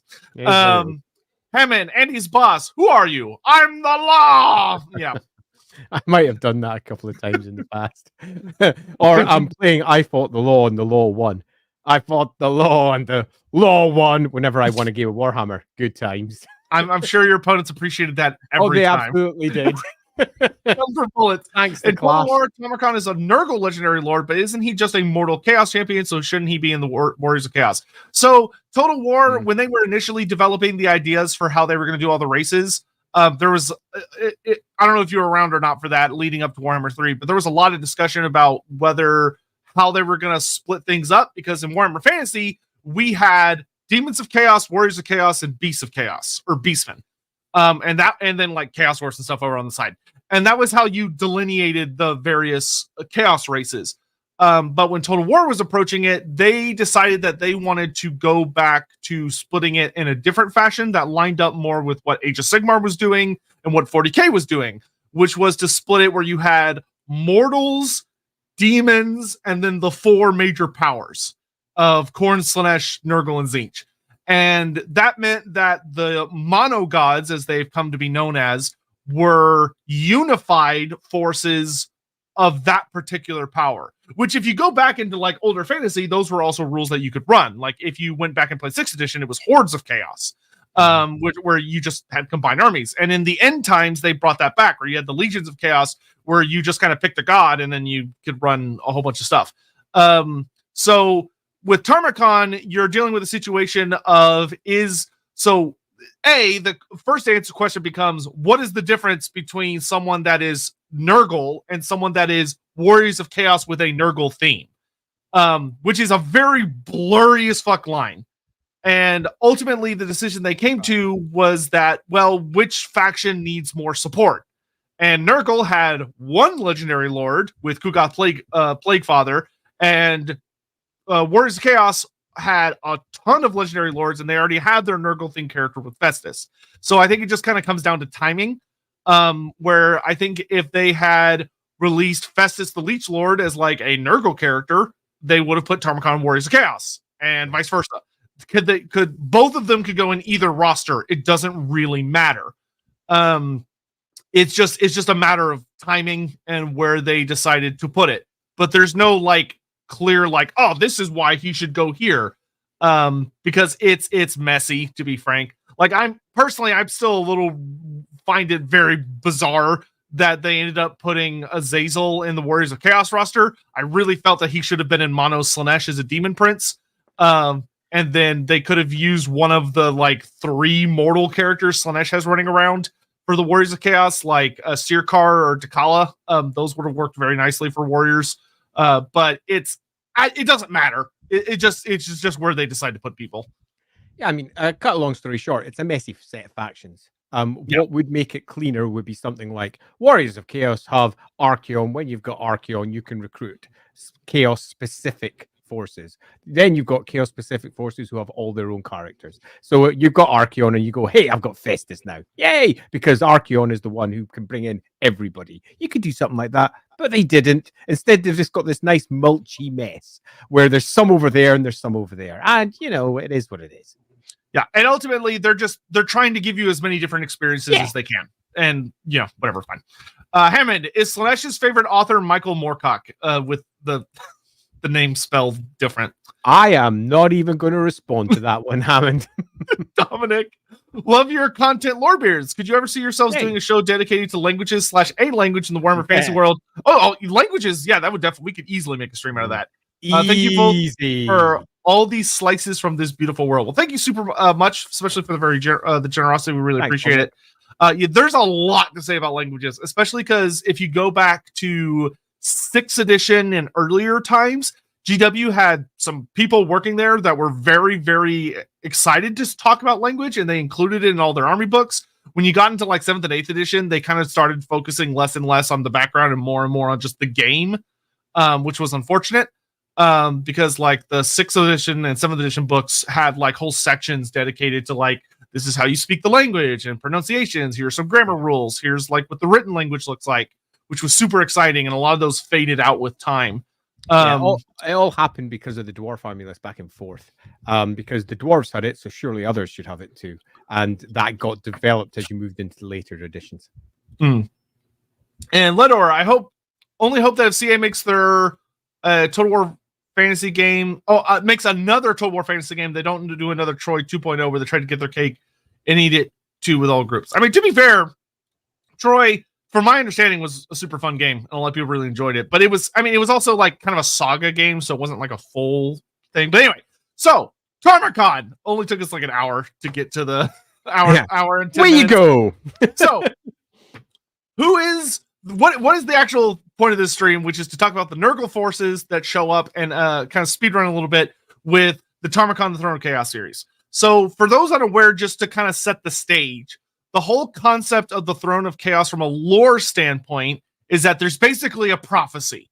There's this big prophecy among the various hordes of chaos that there is a mysterious place or a concept known as the Throne of Chaos that states that there is a group of 4 champions who are brothers, that one of them will successfully fulfill a prophecy where they will take, after a great campaign and slaying many mighty foes, will arrive at some great city or location where they will fight an epic final battle, and their prize will be that they will ascend to claim the Throne of Chaos. And upon taking the throne, they will ascend to demonhood, essentially, and become a great, glorious champion of the dark powers. So the idea behind the Throne of Chaos series is that you're going to follow, each book follows one of these characters on their attempt to claim the Throne of Chaos for themselves, with the prophecy suggesting that one of them will succeed, whether that was Alan and Rick Priestley's idea as they were kicking the story around, or whether all 4 of them were going to fail, is, up to interpretation. But the first character, and unfortunately the only character we get to see attempt this story, is Tamurkhan. And Tarmakhan is, as for who he actually is, according to myth, and it's very, very important, you need to understand that this is a mythological telling. The book makes it very, very clear that this is not truth. This is in-universe speculation. Alan did the thing you're supposed to do with these books, which is really smart, which is that a lot of it is left up to interpretation. And even the entirety of the book and everything that happens in it is written by an in-universe character by the name of N, who his whole thing is that he's basically giving a report of everything that happened. And so, according to stories, Tarmakhan is one of the 4 sons of an entity known as the Great Kurgan. And according to these stories, the Great Kurgan was, thousands of years ago, there was this super big badass among the Kurgan, which if you're familiar with Warhammer lore, you know the Kurgan. The Kurgan are often kind of considered to be the big bads of the tribes of chaos. Like the Norskins are like little babbies next to the Kurgan in many tales, where the Kurgan are like, when you're dealing with the tribes that will rise up in the north to become the Warriors of Chaos, the Kurgan are the most terrifying, the most bloodthirsty, the most ruthless. They tend to hang out really close to the realm of chaos because they can survive in like any harsh environment. And the other 2 major tribes, being the Hung and the Norskins, are preyed upon by the Kurgan. And they're just super duper nasty. So the story says that there was once one great Kurgan who was mightier than any of them and made a great empire for himself up in the north, and he kicked a lot of ass, took a lot of names, yada yada. And the reason he was able to do this is that he made a pact with the 4 gods of chaos, where he got all of them to throw their support behind him. So he was kind of like an Everchosen, but instead of doing it to bring about the end of the world, he was more doing it for just his own personal glory and yada yada. And the price that he had to pay was that one day he would have to give an equal payment essentially to each of them. And so as his story goes, he conquers this great empire, and then eventually he has a set of quadruplets. He has 4 sons. And when his 4 sons are born, a great storm rises up as the 4 winds representing the 4 powers come in, and each of the winds claims one of his sons and whisks them away to raise as their own. And the Great Kurgan was so heartbroken by this and was so crushed, I guess, by this, which kind of says some interesting things about him. It really does. That he was that paternal of a figure despite being a horrifying warlord. That he it's one of the things I think Warhammer actually does really quite well when it's working at its best. And that's, it tries to ground many of the most horrific figures back into reality. And when Warhammer's at its best, they remember that these are people. They're actually people. And for all this is clearly a mythical retelling of how these 4 great brothers were born. And for all it might be absolute nonsense, the fact that it's got that small touch of humanity lying through it really does make you feel like it's got the kernel of truth attached to it, and I really quite like that. Tiny little detail, but I liked it. Yeah, like I do love the way it puts it too, of that, like, when his sons were taken from him, he shed no tears, and raised up his skull chalice in thanksgiving to his masters. However, from that day forward, all of his victories would be hollow, and all pleasures taste only of ash. Like, he basically becomes super depressed. And from that day forward, the blessings of the dark gods was no longer upon him. So he starts losing and losing and losing. And then eventually he's killed and falls in battle. But by that point, he was no longer the great legend he was, and he just fades into myth. So that's Tarmakhan's dad, and that sets the stage. And what's interesting is, supposedly, if this myth is true, this happened thousands of years ago. So Tamurkhan is old, super old. Like, even by Warrior of Chaos standards, that is an ancient ass character running around. Only the only characters that are that old that are still mortal are the likes of, like, T'Challa or Arbal the Undefeated, who are characters that tend to be running around and usually hang out in the realm of chaos, or they weren't human to begin with. Yep. So with that all in mind, we catch up with Tarmakhan. We literally catch up with him in the middle of a giant battle, which is the Battle of Zambijin, which is the great lost city that is way up in the north in the plains of Kadatha, which is, like, almost as far north as you can go before you start bumping into the realm of chaos itself. And there's this great ancient city where apparently thousands and thousands of people died, and there's lots of glory and goodies up for grabs for whoever wins this great contest. Because what it talks about is that Zambijin is a gathering ground where many times over the course of history, a representative of each of the four powers comes to this great battlefield, and they have a big old fight, and they throw down with each other, and whoever wins gets to claim all of the various hordes of the four champions as their own, and will go on to do, like, a big campaign. So it's kind of a high risk, high reward type situation. And of course, Total War Warhammer plays around with this, because you might go, oh, Zambijin, that's from the Champions of Chaos DLC, isn't it? Mm-hmm. Yes, though they changed the story a little bit to match it more to Archaon's tale. But for Tamurkhan, it was basically just a big fight, and whoever wins gets to walk away with the goodies of everybody else that participated. And for Tamurkhan, the situation basically is that he shows up along with his horde. The Tzeentch character hilariously looks into the future and sees that he's going to get his ass kicked, so he just leaves. He's like, nope, not even doing this, I'm out. And then the Khorne and Slaanesh champions are like, nah, we're going to stay and fight. And the Khorne champion gets his shit kicked in pretty quick, and it ends up boiling down to, interestingly, Slaanesh versus Nurgle. And we get this epic showdown between the two of them. The big Slaanesh champion being Sargath the Vain. Sargath, that's it. Yeah, so him and Tarmakhan have their really big showdown, and as a very excellent way of storytelling, Sargath actually wins. Sargath manages to cut down Tarmakhan, defeats him, and turns to the hordes and is like, yeah! And while he's not paying attention, he doesn't notice the horrible little cracking and scrabbling sound behind him, as he didn't kill Tarmakhan. He just ruined his puppet body. And Sargath turns around, and Tamurkhan, the maggot, who's like a 3 to 4 foot long, horrifying maggot creature, bursts out of the body he was in, and he latches onto Sargath's face and eats his way inside Sargath's body, and then puppets him as his own. And Tamurkhan is declared the victor, because Tamurkhan is a fucking horrifying maggot creature. He's not the ogre. He's not the man. He is literally this giant, horrifying. Here, I'll show you the original artwork that was made for him. There he is. He is super fucking gross. And there you can see there's the champion whose body he just burst out of. Mm-hmm. So Tarmakhan, it's revealed by this point in the story, is a horrific maggot creature that has essentially been jumping from body to body to body. And he possesses them, though it's a very different form of possession than we normally see in Warhammer, where it's a etheric entity possessing you. He is a physical entity possessing you, which is super duper gross and gnarly.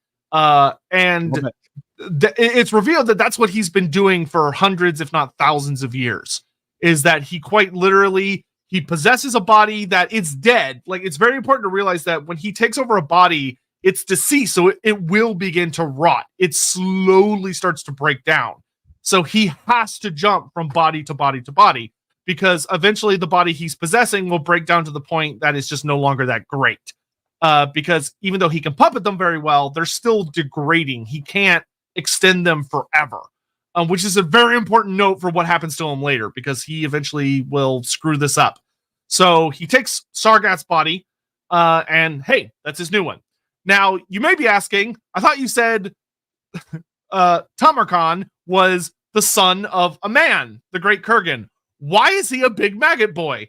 And the story addresses this really hilariously in that it says that supposedly he's just very heavily mutated, where over the course of his sagas, he's mutated to such an extent that he became a maggot. However, there's a note that where the person who's essentially writing these tales tells you that may not be true.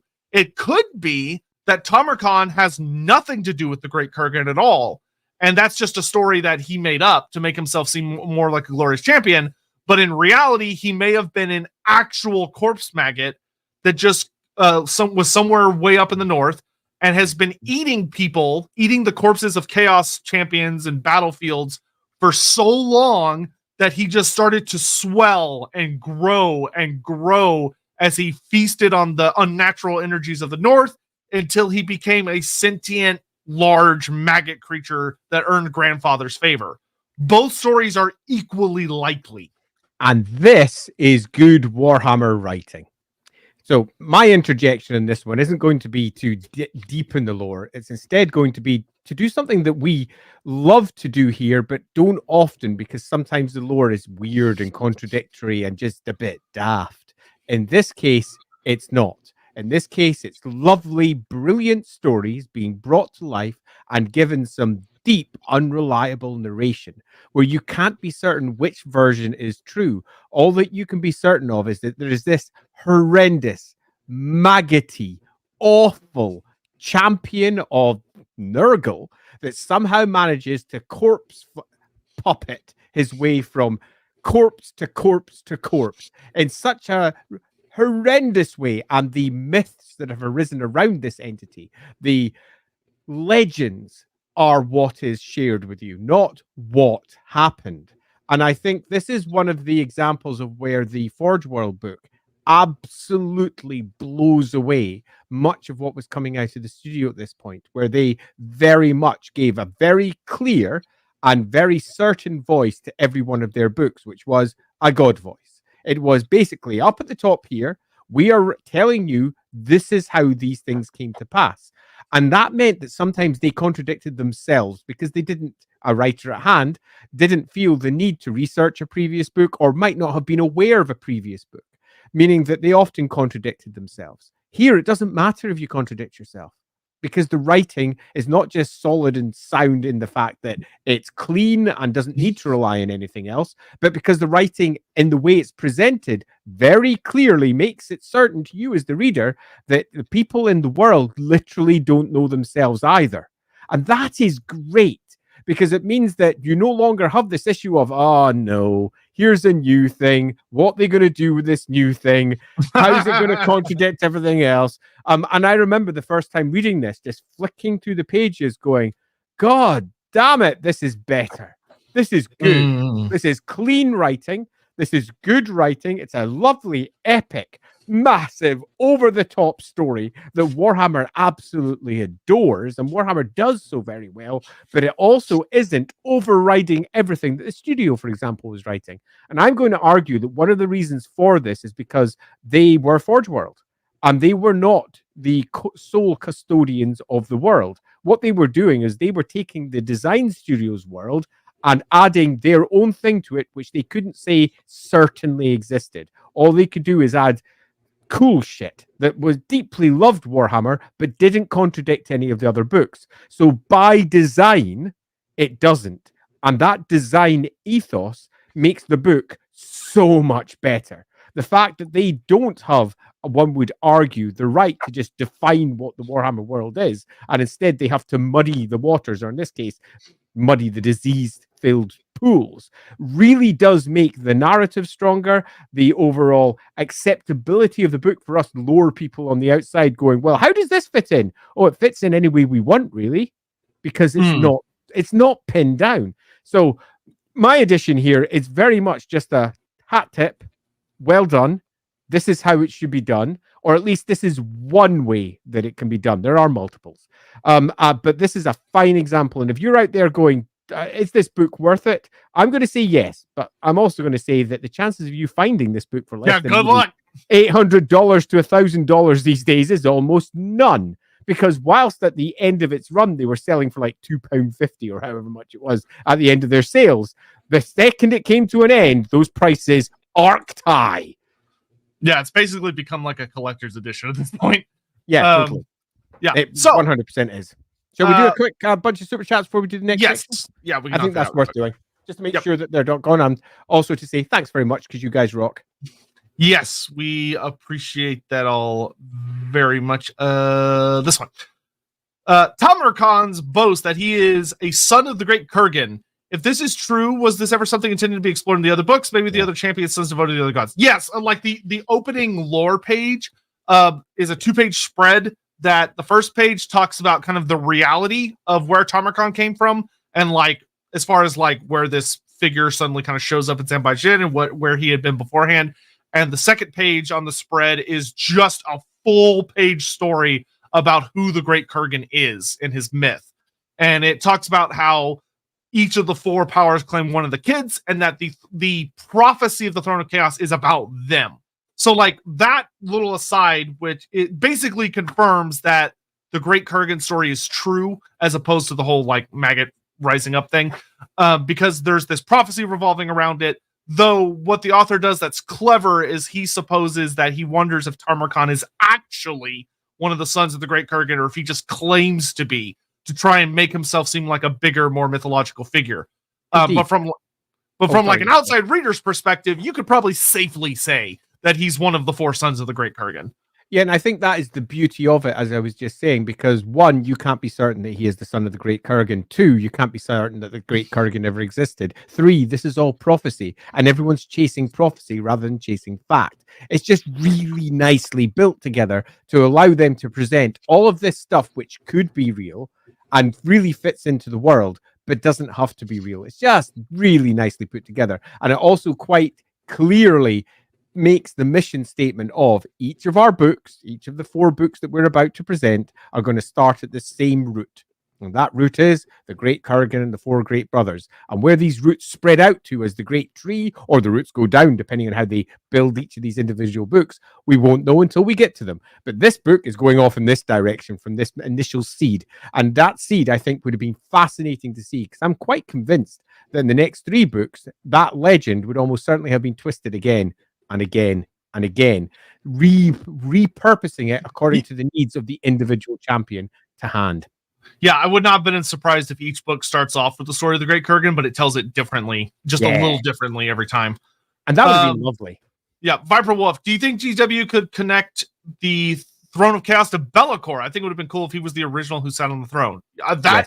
I heavily suspect the last book in particular would have been very heavily focused on what the Throne of Chaos actually is. Because one of the big things about Tamurkhan that I'm going to get into in a moment with the story, Tamurkhan doesn't actually know what the throne is.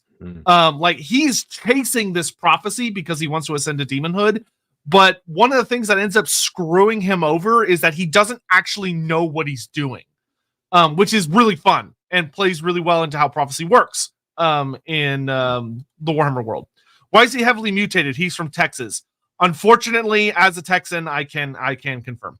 If you had to deal with my state's government, you would end up like a giant, horrible beast maggot too. Ricky Chapman. We're trying to design what Tarmakhan's siblings could have looked like from any info scraps about them. Also drawing a fan map for the Imperial Zoo. That's super cool. Please let us see that when you're done.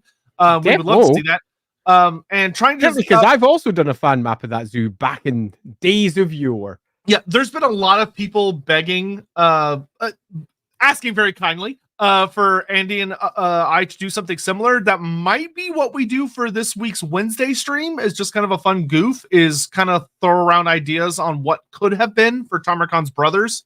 Because that would be very different than what we've done in prior weeks. So we might do something like that. I haven't decided yet. I'm still kind of figuring out how scheduling some stuff, because we need to do, don't worry about it. We got stuff to do. Yeah. Tarmakhan is a result of the American healthcare system. Yeah, Tarmakhan saw the prices of an ambulance in America and goes, nah, I'm just going to jump from body to body. It's way better. And I would say he's correct. Singemeister, if Aztec and Tarmakhan's invasions of the Empire had properly coincided instead of missing by roughly 1 year, how bad would that have been for the Empire? Well, I think it's perfectly fine just to ask, how bad is it for the Empire that Aztec comes down from the north, and then Tarmakhan, I think the year before, the year after, I can't remember, I want to say it's the year before, comes up from the south. Like, the answer would be that A, it would actually be fairly appropriate to what's going on in the Empire at that time, and B, shit would suck, yo. It would be the best way I could put it.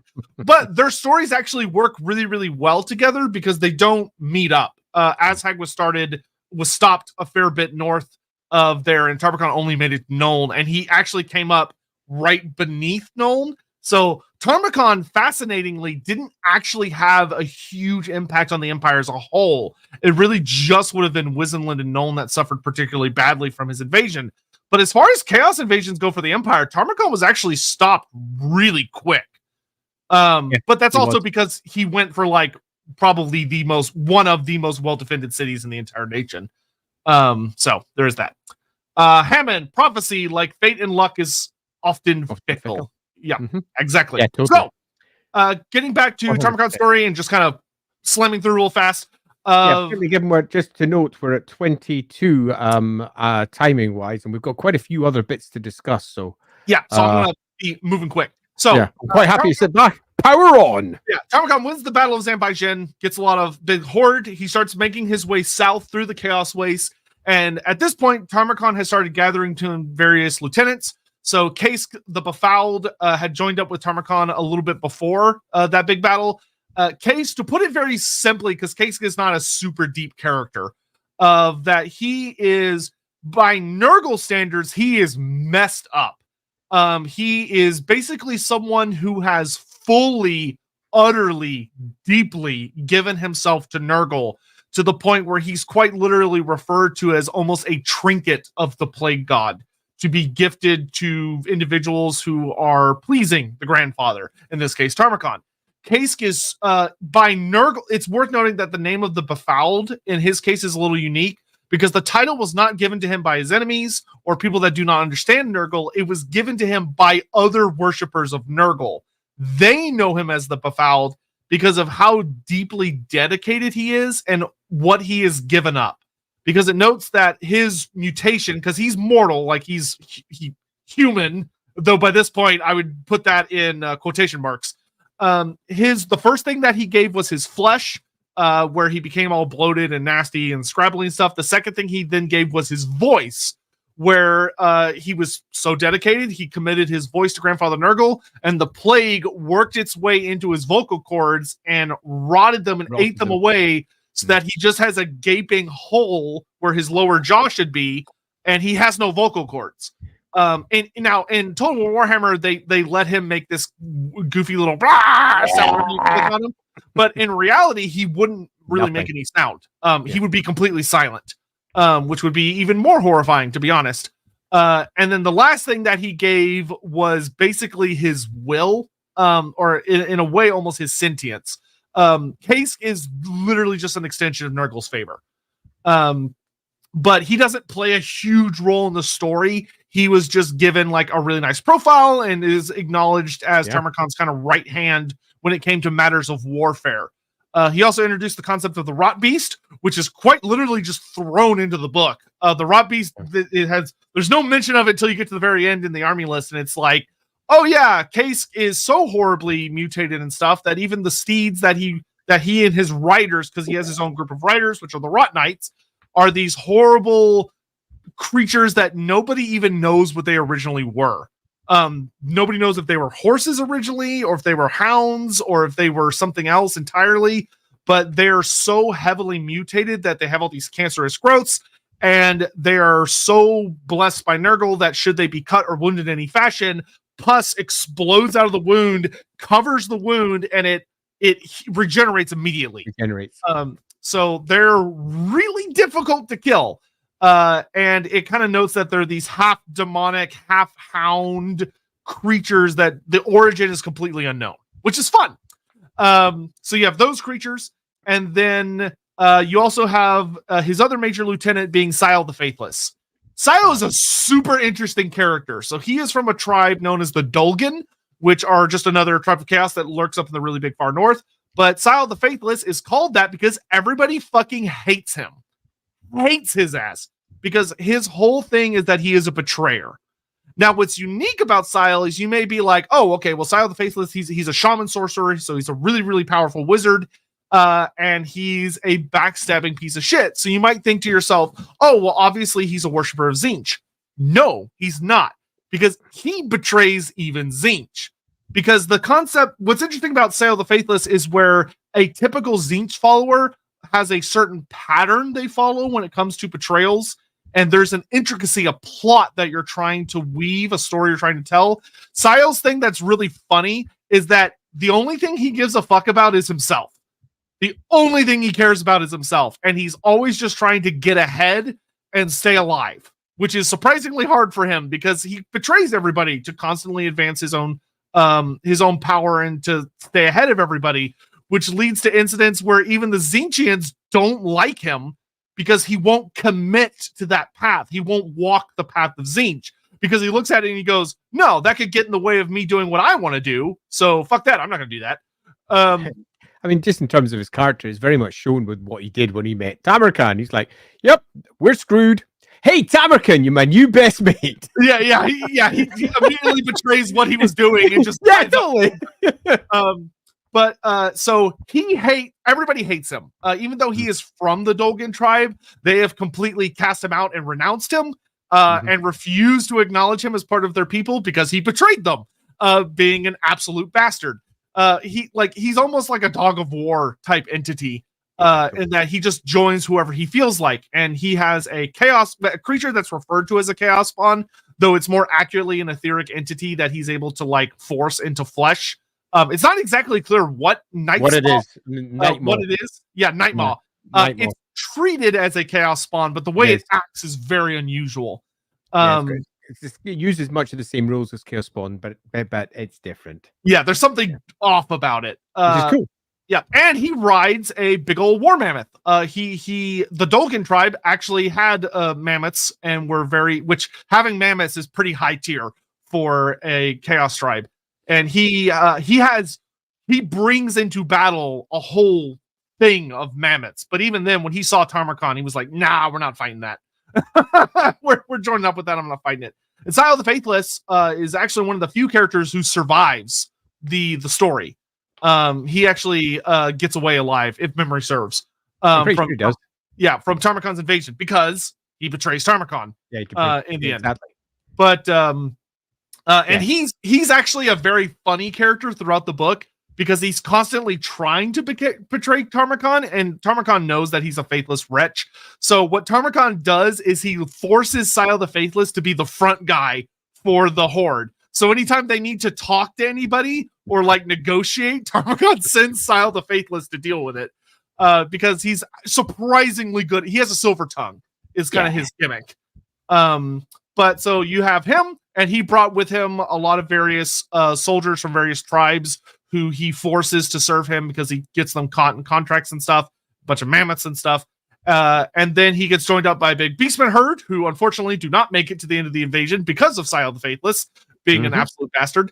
And Tarmakhan and his horde, they come down, and when they're deciding about where to go, Tarmakhan knows he wants to get to Nuln. The prophecy that he has been told from many different shamans describes a city. It doesn't name the city, but it describes it. And Tarmakhan, through talking and torturing many people, comes to the conclusion that he has to get to Nuln. So what's fascinating about Tarmakhan's story is how he gets there.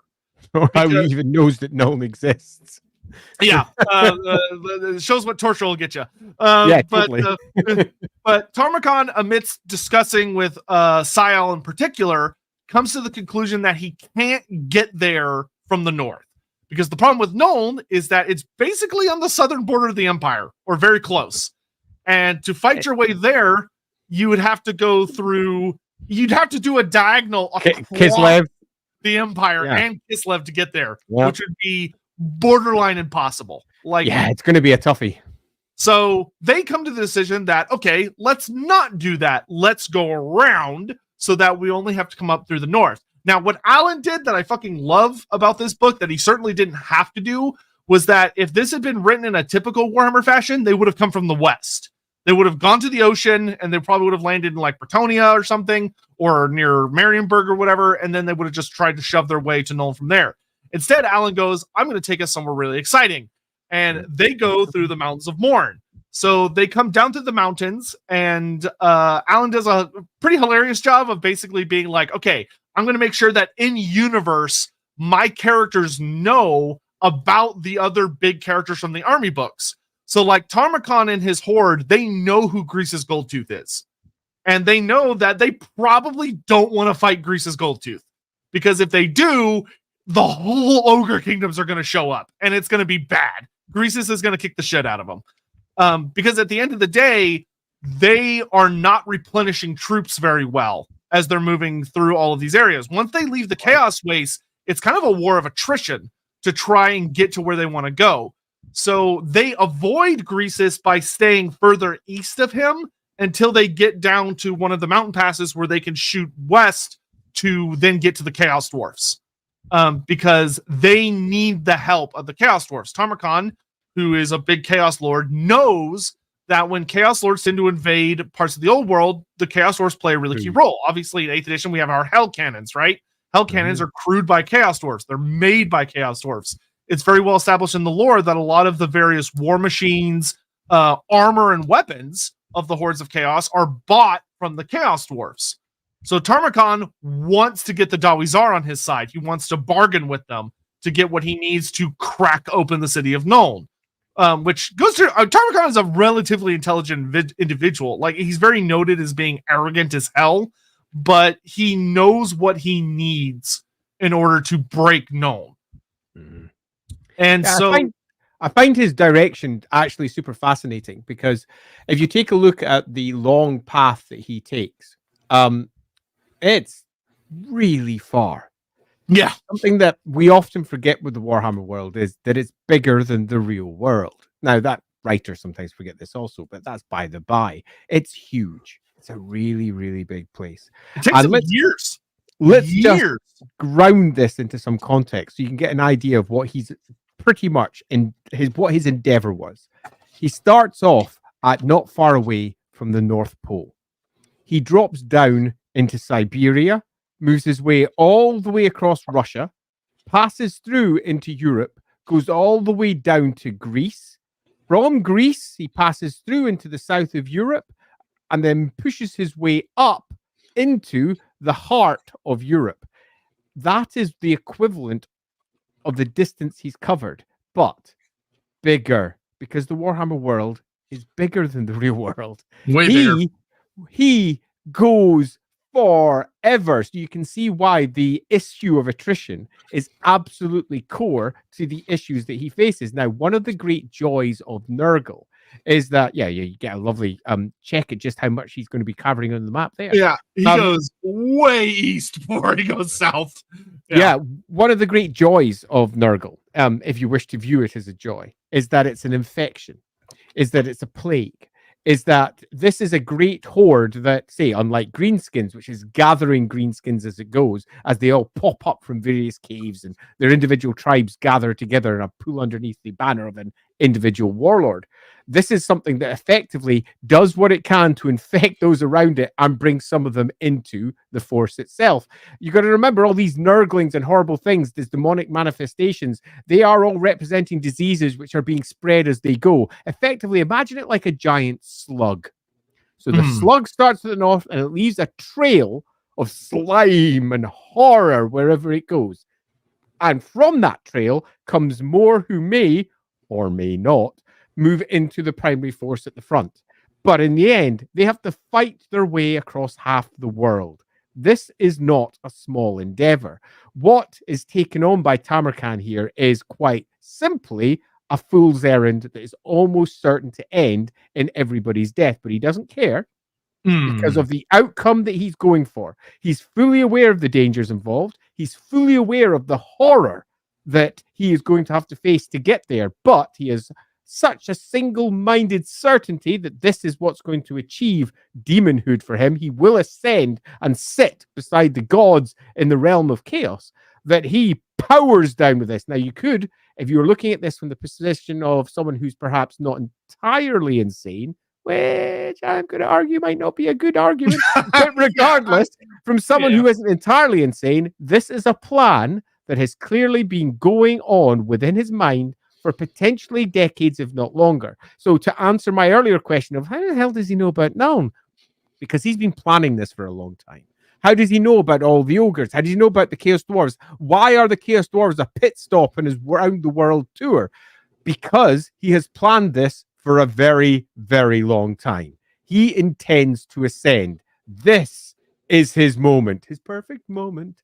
And he's given it a go. As we'll see, it doesn't necessarily turn out as he plans. Yeah. So he goes very far to the east of the Ogre Kingdoms. Like, he doesn't go straight down to the center. He basically goes to the ancient giant lands, which is east of the domain of Grease's Goldtooth. He comes down through them. And because he went so far as the ancient giant lands, there's actually not a ton of ogre tribes in the ancient giant lands. They avoid those lands because it has too much chaos taint. There's too much warpstone dust in that high atmosphere back from the days of the Great Maw being formed. So he passes through that one. Yeah, he passes through that relatively unscathed until Sael does what Sael does best, which Sael notices that they're getting very close to the Tower of Asher, which is the guard tower of one of the western passes from Cathay's standpoint. And Sael thinks, hey, you know what? If I can take that tower, I can loot a bunch of Cathayan goodies from there, and I bet there's a bunch of magical secrets I can gain for myself. So he gathers up all of the beastmen who are tired of all of this constant marching, and they want to fight. They want to do something. And Tarmakhan is one of the things that's really fun about the book is it plays very heavily on the politics of leading a chaos invasion. Of that the warlord has to be an iron fist that keeps his guys focused. And Tarmakhan's not very good at it compared to the likes of Archaon, for instance. And Sael manages not only to break away from him, but takes all of his mammoths, takes all of his beastmen, and convinces all of them, once again with this over tongue, to go attack the Tower of Asher. It goes horribly. They attack the tower. It's a big siege, and at first, everything's going great until Cathay actually commits to defending. And the battle quite literally ends with Cathay realizing that the tower's being overwhelmed. So they do what Cathay does best. They throw a fucking comet at it. And Sael sees this meteor come launching down and goes, oh shit. And he casts a big spell that protects him. And only him. And basically, I love Sael. He's the best. All of the beastmen and all of the mammoths die. They all get absolutely obliterated. And Sael limps his way back to Tarmakhan's horde, having spent a considerable portion of it. And Tarmakhan is pissed. He's fucking furious. But he doesn't want to kill Sael because he's still useful. But there's a whole... The book actually spends some really fun time talking about how Tarmakhan tries to thread the needle of punishing Sael the Faithless so that he doesn't look like an inefficient warlord, while also keeping him alive so that he still has him and what's left of the Dolgans, being like a handful of surviving mammoths and stuff. But you may notice that Chaos War mammoths don't make up a huge amount of his roster, and that's kind of why, is because Sael wasted them all. So at this point, Tarmakhan gets a leash around Sael the Faithless because Sael realizes that he fucked up big time. And it's kind of a miracle that Tarmakhan didn't murder him. Close enough. This is the point where Tarmakhan quite literally starts keeping Sael next to him all the time and uses him as an ambassador. And that's part of the punishment. is that he's forcing Sael to be his tongue. So flipping this on its head, I'm going to agree here completely with Sotek that loosely what we've got here is something that Games Workshop has not really plumbed into the depths of before. And one of the things that I said that this book does really well is going in depth with factions that you don't normally get much time with. So here we're getting an in-depth look into a Nurgle. Well, it's not just a warband anymore. This great Nurgle horde and the political factions that lie within it. They haven't done what is almost always the case, particularly for Nurgle, where they go, it's just this great amorphous blob. They all go in the same direction. They all work together, don't they? Well, the answer here is, yeah, no, they don't. These are still individuals. They've got their own hopes. They've got their own fears. They are a loose conglomeration of different tribes, peoples, effectively gangs, for want of a better word, all of whom loosely want the same thing at heart, and that is to survive and ascend. And that is expressing in different ways. Tamurkhan has the big plan, but Sael's sitting there off towards the side, who also has their own big plan with his big wobbly mutant head. Trying to figure out exactly what they're going to do too, and seeing how they constantly butt at each other as they're attempting to reach some sort of outcome that means they succeed rather than the other. But they need each other because of how powerful each of them individually are, and the fact that they are now far away from safe territory, far away from it. Now, they could leave, but the possible gains, should they succeed, far outweigh their individual dangers, or at least so they believe at this point. Particularly when you look at someone like Tamurkhan, who is pretty much a figure of pure Nurgle glory at this moment. Clearly, the gods are with him as he is stomping his way through. So moving away from him would be deeply unwise. Super fun. You could also build a really nice argument that Sael, for all he claims to be one thing, could just be a Tzeentch agent, looking to bring them all down from within the entire way through. And I really like Sael's character because of this, because it's been left open enough that you're just left looking at it going, Sael pretty much stymied this whole thing. If it wasn't for Sael, you could argue that Tamurkhan might have succeeded, at least in his primary goal of sacking Nuln. And that's really funny. Really funny when you look at it. Sael is, he's an interesting problem. That has his moment a little later. But so anyway, with Sael the Faithless and that whole incident, Tarmakhan and his boys make a straight shot west. So they've gotten to the point where they have a pass through the mountains of Morn, and they're south of Greasus now. And at this point, the ogres have started catching on that somebody is passing through their mountains. And a lot of the tribes avoid them because they see the size of Tarmakhan's horde and go, nope, we're going to get our ass kicked. Yeah. Let's, that's not good eating, and it's just bad. Let's avoid them, or let's go. And Greasus starts calling the tribes to him, because he goes, hey, those guys didn't pay my tolls. We're going to get their asses. And so Tarmakhan and his lads go, we need to get the fuck out of here. So they make a straight shot west. However, there's one tribe that says no. And that is the ogre tribe of Karaka Break Mountain, who is a huge fucking ogre tyrant. He is a big lad, and he gets his tribe together in one of the valleys and sees Tarmakhan coming and says, I'm going to fuck these guys up because they're trying to go through my lands and screw them. And this is not what Tarmakhan wants. He does not want an engagement right now, but he doesn't have a choice. And once again, to put into perspective how big the Warhammer world is, it is a year into Tarmakhan's campaign at this point. Yeah. It has taken him a year to get from the plains of Zambijin to this moment. So a huge fight breaks out between the ogre tribes that gather under Tyrant Break Mountain, and it all builds up to a big epic duel between Tarmakhan using the body of Sargath the Vain and his big toad dragon Bubabelos, and this tyrant, who, to be clear, does not have a mount and still goes absolutely toe-to-toe with Bubabelos and Tarmakhan, because he's that scary. And they have this. Trust me, going toe to toe with that freaking toad dragon. Good luck. Yeah. So, as it goes, they're having their big epic duel. The tyrant manages to get Tarmakhan off of his toad dragon and engages him in more of a duel where, to be frank, Tarmakhan gets his ass kicked. because he's using a Chaos Rune Blade of Sargath the Vain, which is a very powerful weapon of a Chaos Champion. And Break Mountain is so scary and such a Chad that the sword gets shattered. Break Mountain shatters it with his own weapon just through sheer raw strength. He shatters the Chaos Rune Blade of a Celestial Champion and just tears Tarmakhan apart. Granted, he's wounded, he's tired, and as he claims victory, he's like, yeah! But Tarmakhan does what Tarmakhan does best, which is that he eats his way out of Sargath's body, and he leaps at Break Mountain, eats his way in to the Tyrant's body, and for the first time in his existence, he has an Ogre Tyrant body. And Tarmakhan realizes this body is powerful. I can eat anything, says the Tyrant. Well, yeah. So Tamurkhan gets a huge power boost at this point, and he's drunk on power. He feels incredible. And with the defeat of Tyrant Break Mountain, the Ogre tribe basically kind of gives up.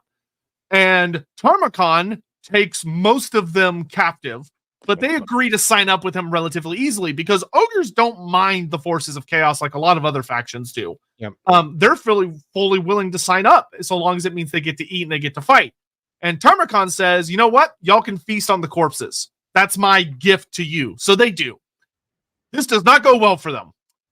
They eat a lot of the corpses and it turns them into what are known as plague ogres, which are not simply ogres with the mark of Nurgle, even though that's how you end up having to play them in the tabletop game. They're just ogres with the mark of Nurgle rule.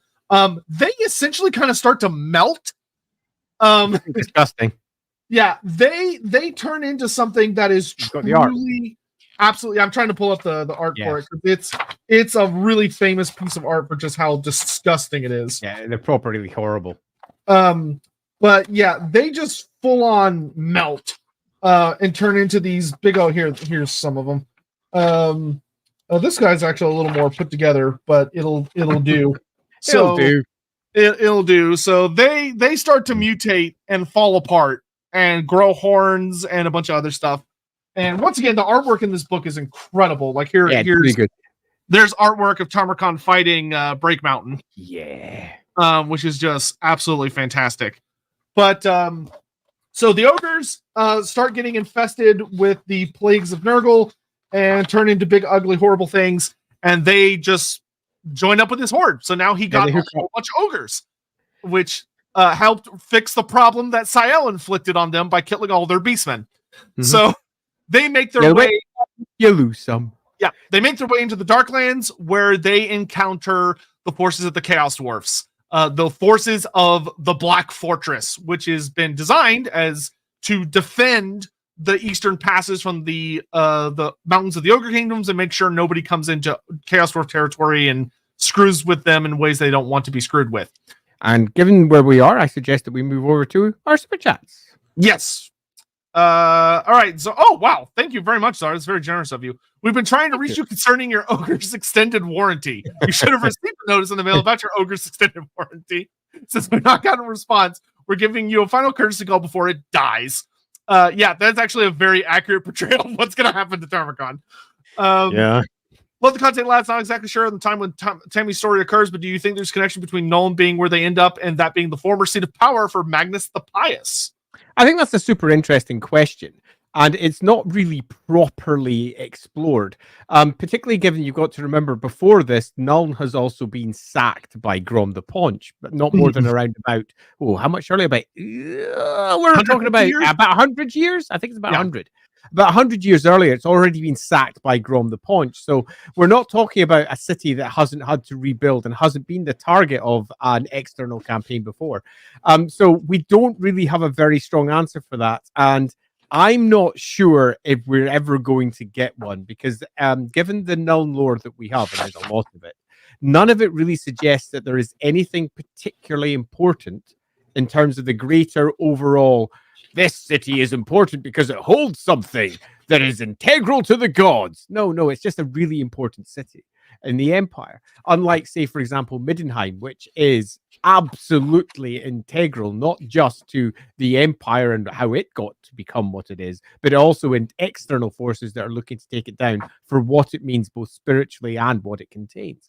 So I think the answer to this one is, as at least as it currently stands, probably not, and possibly Tamurkhan was just mistaken. Yeah, maybe he mixed up Middenheim with Nuln. Well, if I recall correctly, the prophecy, it's very vague how it super describes, vague, because it's something like a city that is covered in like black powder and smoke and yada yada yada. Like it gives like Tarmakhan deduces it's Nuln, but there's nothing to say that he's right. Yeah. Necromancer Cobalt, I wonder if the brothers had received a gimmick, if the Slanesh brother would have basically been Lucius the Eternal, 40k character who revives from bodies those who feel pride and death. I suspect they would have done something very different. I don't think it would have been, all the brothers are like Tarmakhan where they body hop. I think that's just Tarmakhan's gimmick. And they would have focused on other concepts. But it probably would have been a very unique concept compared to what we had seen beforehand for those types of characters.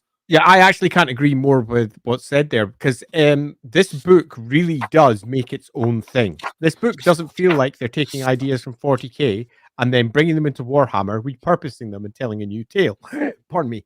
This feels 100% like something that's unique, that has been created specifically for Warhammer to draw upon Warhammer tropes and to really show the Warhammer world at its best. So I think if they were to move on to, let's say, Slaanesh next, the character they would have made for Slaanesh would have been equally as unique, equally as interesting, and equally a perfect representation of what Slaanesh could be in a way that had yet to be properly explored. So I don't think it would have done a 40k copy-paste job. I think it would have simply gone, right, what can we do with Slaanesh that is unique, that is interesting, and just screams Warhammer?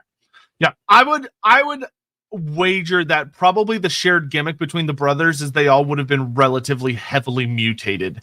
Would kind of be kind of their unifying gimmick, so to speak. Because a lot of like the Warhammer fantasy models for like special characters were very clean. Like we're very like not heavily stigmatized.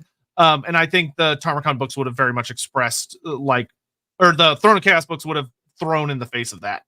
I think so too, because one of the great mistakes you could argue of the Chaos armies is that they don't look like they're Chaos armies. They look like they are armies of people wearing armor or just normal tribesmen or whatever. They don't look like mutants. They don't look like the Chaos gods have blessed them. They don't look chaos. Where the description of Chaos armies in the novels or the description of the Chaos armies in some of the editions clearly state there's mutation everywhere. Indeed, sometimes that was incorporated directly into the rules. If you take a look at the Chaos box set for, I'm going to guess 5th edition, could be wrong, might be 4th. But the Chaos box set, you had mutation cards you could just give to your units to show that they were all filled with mutant powers that could do various things. So even though your models didn't necessarily show it, they were considered to be all mutants. And it was something that I think that the Tamurkhan book did really well, is that they took in the concept of what Chaos was and they said, yes, they are proper mutated, all of them. This is one giant infested Nurgle army. Yeah, it's heavily believed by the fandom, and there's reasonable evidence backing it up that the model Vorgoroth the Scarred was intended to be the next of Tarmakhan's brothers, because he didn't get he was one of those models that Forge World just kind of released during after the end times. I don't remember Vorgoroth. I'm going to go check it up.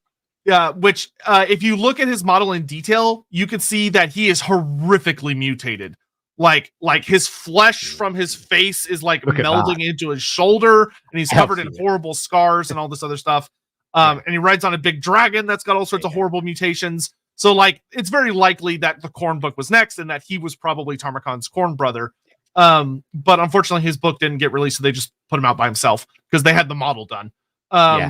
But because we know that happened with a couple of other Forge World things, like the Giant River Trollhag and the Squid Gaba. They just got released because the sculpts were done, but their books didn't come out, which was unfortunate. But they just did that for some things. So anyway, all that to say that all right, Cole Patterson. I love the variety of the Nurgle worshippers. They can go from edgy Chaos warriors to goofy carnivals of chaos. Which other Chaos followers have more variety? They do. It's just whether or not they've been explored well enough. Yeah, and I often find that Nurgle is the one that's used most frequently for the horror and comedy, pardon me, not the horde, the comedy. Sometimes Zinches, because you know the funky little. Just wild little horrors. It's mostly the Nurglings et al. And they all work for a more humorous take. Sometimes I think they dial in it too hard though, and it ends up in many respects making what would be arguably the worst of the Chaos Powers in terms of it arriving in town. Oh, just if you go against them, you die, whether they kill you or the disease that follows kills you. Just literally horrible. And they undermine that by just playing it up for laughs. But I broadly agree that I wish there was more to it, although I generally don't like using Goofy for chaos, generally speaking. Yeah. Sauron, Tretch versus Sile versus Manfred. Who backstabs who first? I think based on personalities, I feel like Sile would probably be the first to pull the trigger on betrayal, because that scene he does it quick. Like Sile is a quick and consistent traitor. I think Tretch's would be goofy as shit. And that Tretch would probably survive hilariously because his gimmick is that he's lucky. Literally in universe, his superpower is that he's just lucky. But Manfred would be the one who would actually succeed because Manfred's actually good at betrayals. Manfred is tactical. Sile is the best way I can describe his betrayals is he almost comes off like a character that just throws shit at the wall till something sticks. Yeah, but he throws a lot of shit at the wall. Yeah, I kind of agree. Sale is for me a character that does it because it's in his nature, where Manfred does it because it's the correct thing to do according to Manfred's plans. So Manfred may never betray at all, ever. In fantasy, for centuries. Generally speaking, Manfred has a very high success rate in fantasy when it comes to like his plans working out. Electric Starlight, no question. I just want to say thanks for the streams. I have an hour commute to school, but listening to this on the road makes me excited to go. Oh, well, thank you. We appreciate that. That's super Hammond, nice. Tarmakhan won't come from the north or west. Our mercenaries in the southeast reporting his fortune alliance with the Chaos tribes of the Po Valley. Po Valley. He intends to circumnavigate the Empire and then it cuts off. I feel like I missed something there, Hammond. Yeah, that feels like a movie reference or something, and I just don't know what it is. Hammond, over the Black Mountains, perhaps? Oh, okay, I get it now. It's a reference to the whole thing with what's his face that took the elephants way off trail and came over Hannibal. It's a Hannibal reference. Yeah, Hannibal. Over the Black Mountains, he will lose half his army from attrition alone. The other half will desert him. I suppose we'll bring with him an army of rabbits. I was so busy going in my head, where's Po Valley and Warhammer? I don't know Po Valley and Warhammer. Where the hell is Po Valley? I know Po Valley, but I don't know Po Valley and Warhammer. There'll be a reason for that. Yeah.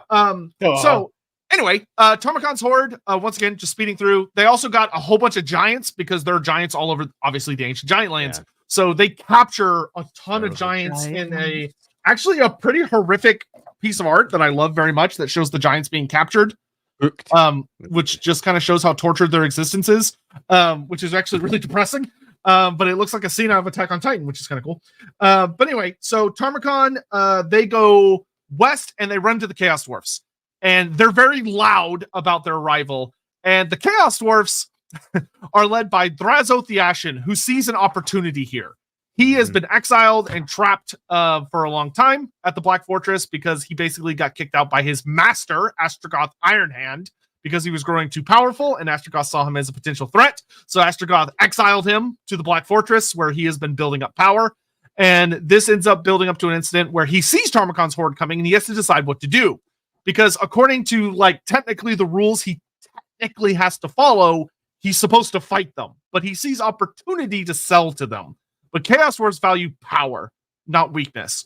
So he engages in what the book almost affectionately refers to as Chaos Dwarf diplomacy, which is that the Chaos Dwarves attack them with everything they have. They throw horrifying war machines, and Tarmakhan just knows this is the way it's going to play out. Because he has to prove that he's strong enough for the Chaos Dwarves to culturally consider it worthy to bargain with him. So a big fight breaks out, and Tarmakhan's horde suffers a horrific amount of losses, but so do the Chaos Dwarfs. And eventually Drazoth comes to the conclusion that if he could drag this out, return to the Black Fortress, and just let them lay siege and hold them off for maybe years, but inevitably he'll lose. And he decides that that's good enough for him. So he pulls back, and Tarmakhan sends Sile the Faithless to go talk to the Chaos Dwarfs.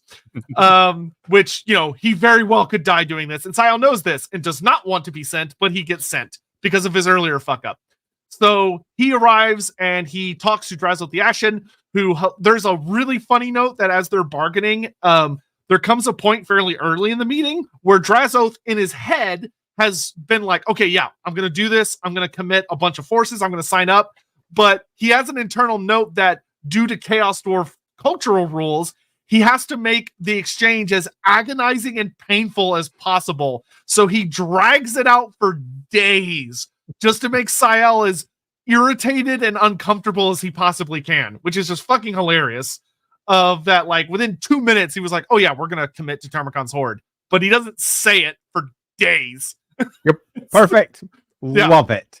And it's those little details, because this is the sort of thing that if, for example, we were dealing with a standard army list, not only would this entire campaign have taken up not more than half a page, maybe even just a tiny little box in a corner where it would have said, oh, Chaos Lord marched all the way from the Northern Chaos Waits down into the Border Princes and then hiked it up into the Empire. And we had this. This is where we get to have some lovely in-depth cultural details for species that normally don't get any novels or anything else. And this, for someone who was looking at it for the first time, was just lovely. It was just lovely. It made the book super fun to read because we were going, hey, look at this. Oh, nice. Look, he's really dragging it out. Bless him. Oh, little Chaos Dwarf. Bless your soul. You're really making it shit for him. And that was good because we got to see aspects of a completely different culture in the Warhammer world, which is, again, one of the reasons why I personally was absolutely horrified to see this was going to be the only example of this particular type of book being released by them. Yeah.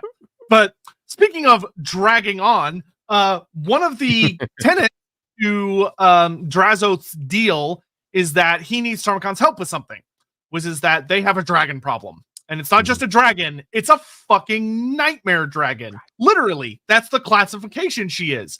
They're dealing with an Emperor class dragon called Omdra the Dread, who, to put it simply, is about the size of the Black Tower. She's gigantic. And she's a necromancer. She's capable of resurrecting entire legions of dead by herself. And she has kids that are also dragons. And her artwork is awesome. This is Omdra the Dread.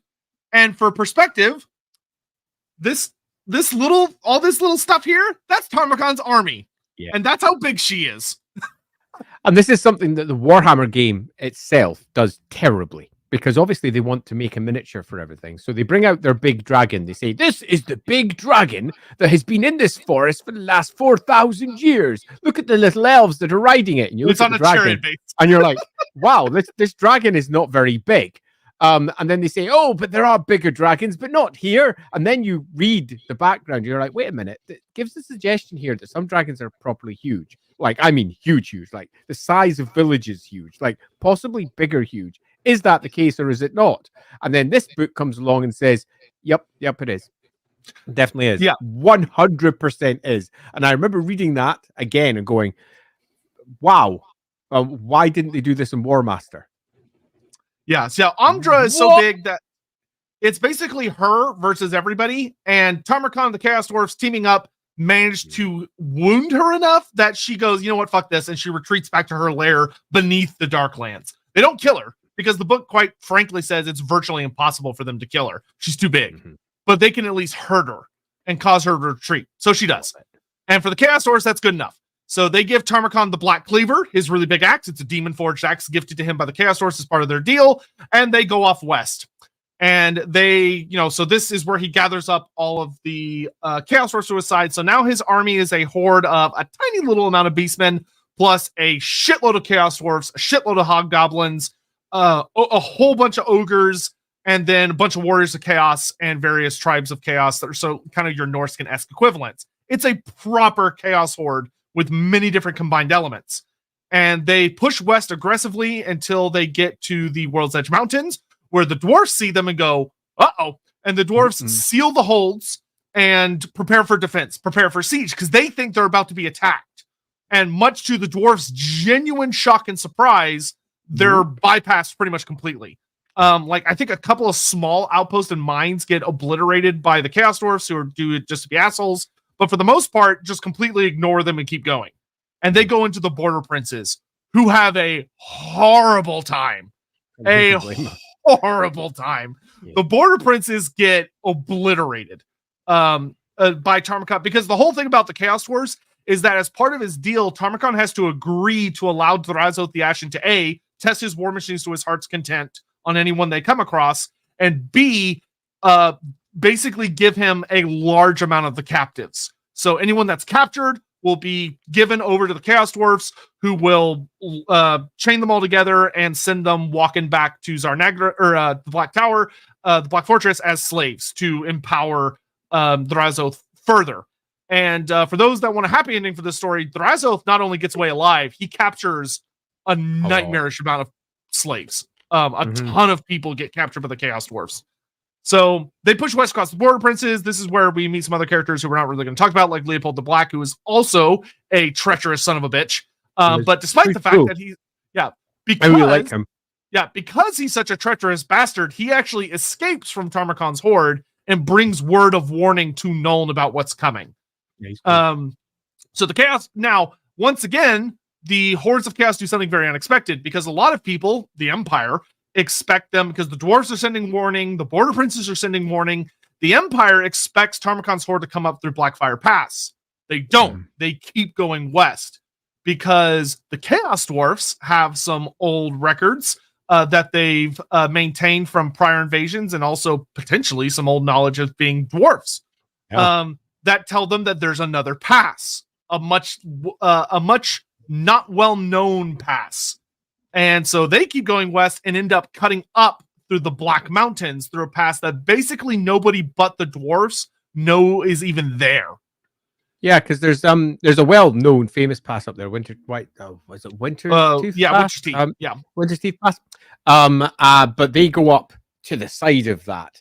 And that's fascinating, because it's really close to a couple of holds, but not actually right where they are. And if you go back to some of the older lore, where it shows where all the dwarven borders are, they really, really quite neatly slice between them. And I remember when I read this going, hey, someone's either done their research on this and had a good think about how they're going to get through into the Empire, or alternatively, they lucked out here, because also, they just pretty much nailed it. Some other cool pieces of art: the Border Princes at the time of Tarmakhan's invasion, which shows all the different kingdoms, which is super duper cool, and the ones that get these three that get curb stomped, and then the Winter's Teeth pass, where the Empire was not defending it, because, and you can see here they pass right through it, or right next to it. Right next to it. There's the two holes. There's Dimnak and Hearn. Yep. So. Yep. Now, hilariously, Tarmakhan's invasion is almost undone at this point by the most unlikely of foes, which goes to show how complicated the Warhammer world is, and also how good the fucking writing of this book is. Where you would think that, okay, it's finally here, the big build-up for the Empire versus Chaos, except greenskins happen. And as Tarmakhan is passing through the mountains, the Black Mountains, he gets a little close to the Vale of Goblins, which, spoilers, has a shitload of goblins. And Tarmakhan, him and his horde, do not think anything of the goblins. They're like, they're greenskins. What could they possibly do to us? We're a huge chaos horde. We've got the Chaos Dwarfs with us and our war machines. We're unstoppable. And we're talking gigantic legion of goblins do what goblins do best. They ambush the fuck out of them, where they wait for Tarmakhan and his horde to pass through some narrow valleys, and they start raining boulders on them. Trolls come pouring out of caves. Arachnarok spiders come crawling out of the forest. And Tarmakhan's horde finds itself under attack by a genuinely dangerous threat. And his invasion is almost stopped by fucking goblins. Which goes to show that, like, a lot of people see goblins and think of them as just, like, goofy, like, oh, these, they're just kind of a non-issue. No, greenskins are a problem. There's a reason they've brought the Kharaz Encore to its knees. And like, a lot of people are like, oh, well, that was the Skaven. No, it really wasn't.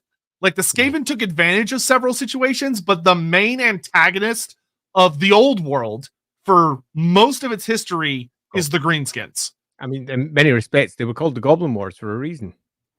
Yeah. So now, Tarmakhan, to his credit, does defeat the Goblin Horde, because ultimately, even with their incredible ambush, even with a bunch of forest goblins and night goblins teamed up and all of their big monsters and everything, they're unfortunately not able to deal with all of this at once.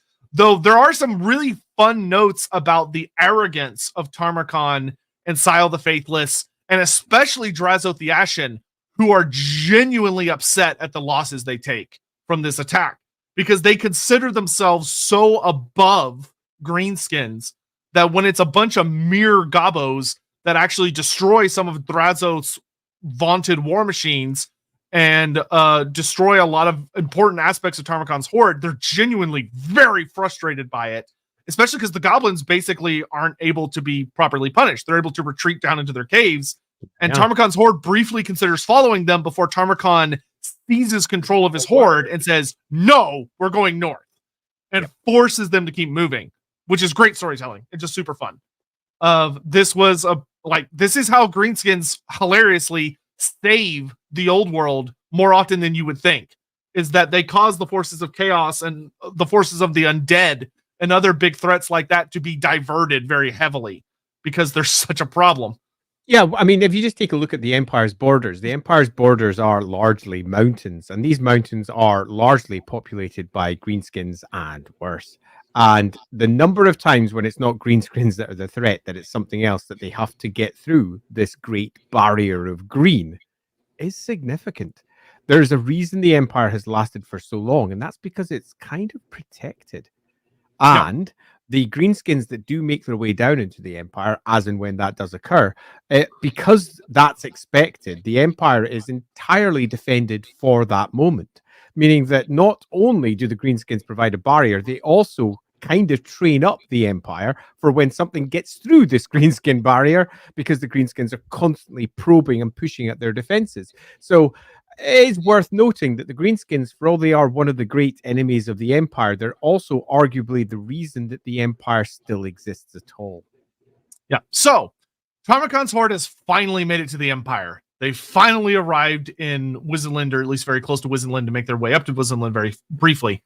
And the Great Siege begins. And we get this massive, multi-page epic siege where the Chaos Dwarves war machines are trading with Empire war machines, and it's this great epic defense. The horde of cavalry goes out to fight against Tarmakhan's horde. They get their asses kicked. They get forced back to the city, and it's a terrible, horrible war. A great battle that takes great losses on Tarmakhan's side. It's this massive, glorious Empire city with tall walls and siege weapons and defenders, and all this crazy shit goes down. The Empire's using the river, which very clever, awesome part of storytelling is all these rivers in the Empire. The Empire uses the river for like boats that have war machines and soldiers on them to attack from other directions, or to harass the Chaos Hordes, as to use the river as a barrier to attack Chaos without being able to be attacked back. Yada, yada, yada. Chaos wins. The city is sacked. Tarmakhan marches into the city, declares his victory, and waits. And nothing happens. And he starts getting really upset because nothing happens. And he's there for days. And then they finally figure it out. This isn't Nuln. They attack the wrong city because nobody in Tarmakhan's horde actually had ever been to the Empire before. They were working purely off prophecy.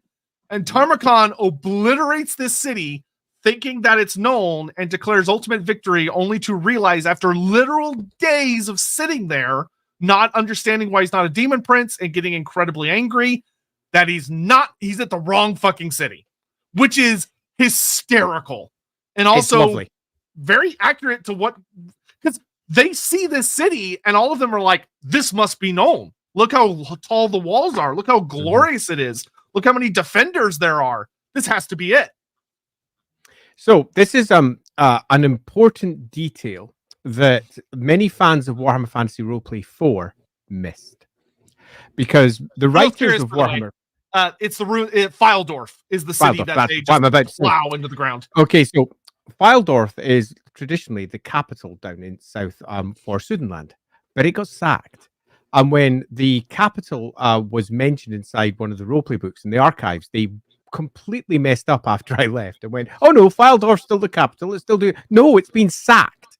There's a massive schism down in the south of the empire because the capital is gone, and Nuln is now in a position where it can push downwards without the same, let's say, pushback they might have had otherwise, because their capital is gone. The capital of Sudenland has had to move because it was completely sacked, and this was missed inside Warhammer Fantasy Roleplay 4. But the setup for that was made earlier because I was writing those sections, because Pfeildorf had been sacked. It's gone. It's completely and utterly wiped out, which is why there's such a heavy, let's say, civil issue that's about to rise up. And if you know your Warhammer Fantasy lore from the 8th edition, eventually the Countess of Nuln will come to rule all of this area because Pfeildorf was sacked.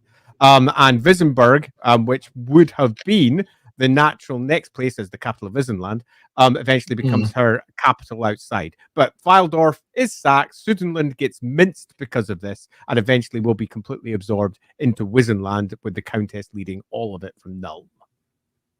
Yeah. So,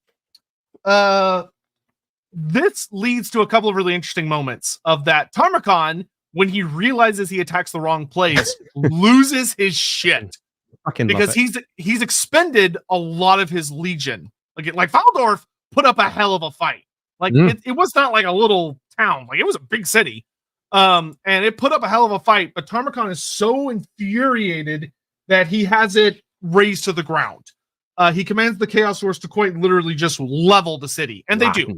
It's left a smoking, ash-ridden hellhole. So if you're having fun with the roleplay game, by the way, your characters, by the time you start the campaign, like Tarmakhan's invasion is coming up or has happened. It's already happened. It's already happened if you use the official dating, but you can make it happen during your game with these. So you can you can go by Pfeildorf and see the ruins or in probably the rebuilding efforts. But so they level the city and Tarmakhan basically gets depressed. He just sits there because he's thrown his fair. Yeah, he threw his chance and he wasted it on a mistake. And while Tarmakhan's sitting there, his horde starts to get agitated, where the elements of it that are not purely dedicated to him, so like the demons, stay with him, and they turn the area around Tarmakhan into a pit, often known as the Black Pit, because Tarmakhan, which should be a location notated on a map, and I don't think it's a mine. Yeah, so if you go into the south of Wissenland near the ruins of Pfeildorf, you would find the Black Pit as a Nurgle-infested hellhole where demons can spawn very easily. So Tarmakhan sits there, and many parts of his horde just kind of ignore him and start wandering off. The Beastmen go off to attack. The Chaos Dwarfs even start wandering off to attack nearby cities. Drazos is happy for Tarmakhan to take as much time as he wants, because he's just going to keep grabbing slaves and testing his war machines and stealing Empire war machines so he can see what the Empire's been up to for the last few thousand years. And so all this is happening. Kazakh the Befouled Kask actually dies during this part because he attacks Drazoth the Ashen.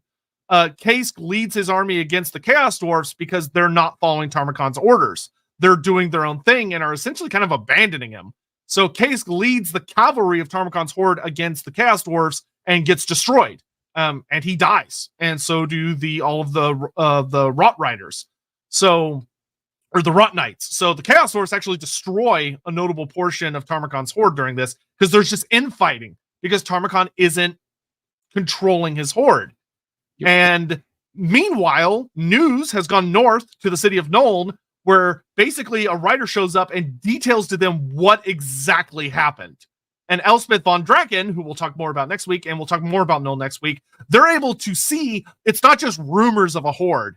They can see a city that was theirs and what the size of this horde did to it. And they go, oh, fuck. And they call in everything to prepare for the inevitable siege. And Tarmakhan sits there for a while until a mysterious assassin attacks him. And the really cool part of the book is we get a literal play-by-play of this assassin working his way to Tarmakhan trying to kill him and showing how fucking terrifying Tarmakhan is, because Tarmakhan obliterates this dude, even though he is shown to be a really good assassin. Mm-hmm. Tarmakhan wins, and it also shows how insanely clever Tarmakhan is, because when Tarmakhan kills him, the assassin like literally falls apart and burns up magically, and Tarmakhan immediately realizes two things.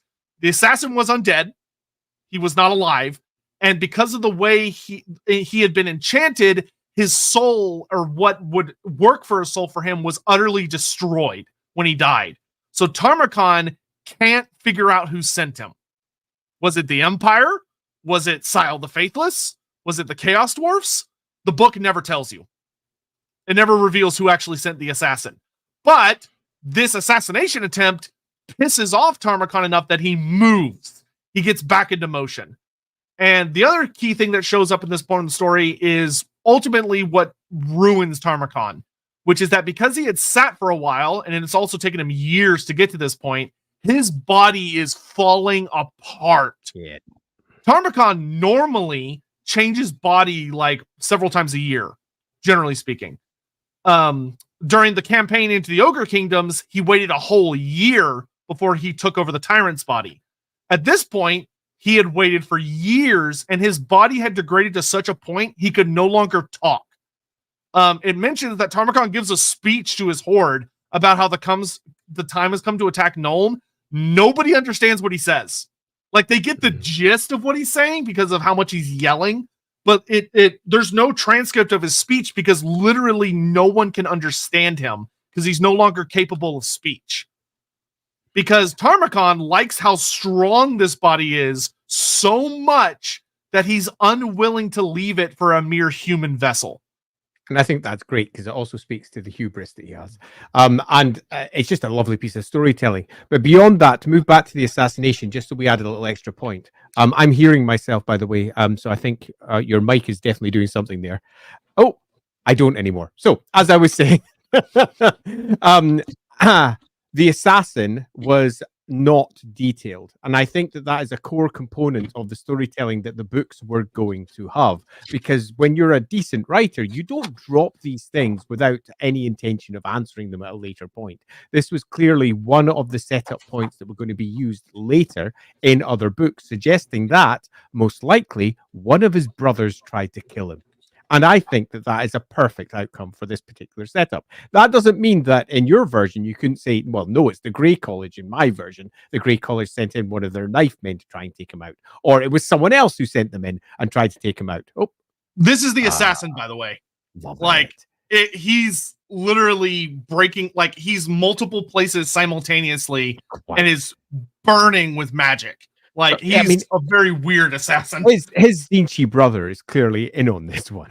And you get the idea here because they've bothered to depict it. They've bothered to do a blow-by-blow retelling of this particular deed, that quite clearly they were setting this up for the future so that when they moved in and brought in the next step of books, they could hark back to their first one and tie it all off with a lovely little Nurgle-shaped bow and say, look, they were all part of the same story. They were all working in the same realm. And sadly, we never got to see that come to pass. But for those of us who like creating our own versions of the lore or using the established lore inside our games, it provides a perfect opportunity to say, well, in my version, this person sent the assassin and they did it for this reason. But I think in this case, for the storytelling, it was quite clear they were setting up their future books here. And yeah, love it completely. Yep. And just to show some other beautiful pieces of artwork as we come to the finale of the story, here's the Siege of Nuln for anyone that's never seen it. Where you have a great unclean one. Look at the size of that great unclean one compared to the city. Yeah. Like, oh my God.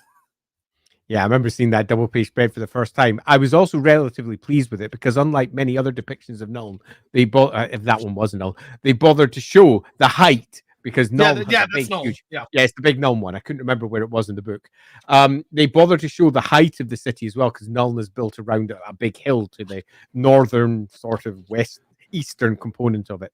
Yeah, and another thing, just to show Tarmakhan, here's Pfeildorf, right? Yeah, Pfeildorf is right here where these rivers meet up. Tarmakhan fucked up. Nuln's behind it up here. Up there. So he was so close. He just didn't And between the two of them as well, to make it even more annoying for the poor chap, is Visenberg too, which is the capital of Visenland. So, cut a long story short, he done screwed up. But just on the point of the assassination, I do think it's a perfect open story for those of you out there who are looking to build interesting stories into your games. Yep. So the final image that I'm going to show off is this one, which is, I love these kind of images, which shows the battle line. So it shows Tarmakhan's horde coming up from the ruins of Pfeildorf. And then here you see the Empire. Interestingly, the Siege of Nuln doesn't actually take place in Nuln itself. It's fought on the other side of the river from Nuln. And basically, because the forces of Nuln, they see what happened to Pfeildorf, and they realize that, especially with the Chaos Dwarfs, they can't hold in the city. If they hold in the city, they're going to get obliterated. They need to go out and fight. And it's Elspeth von Draken who actually very heavily leans on this point, but we'll talk more about why all that is next week. So, indeed.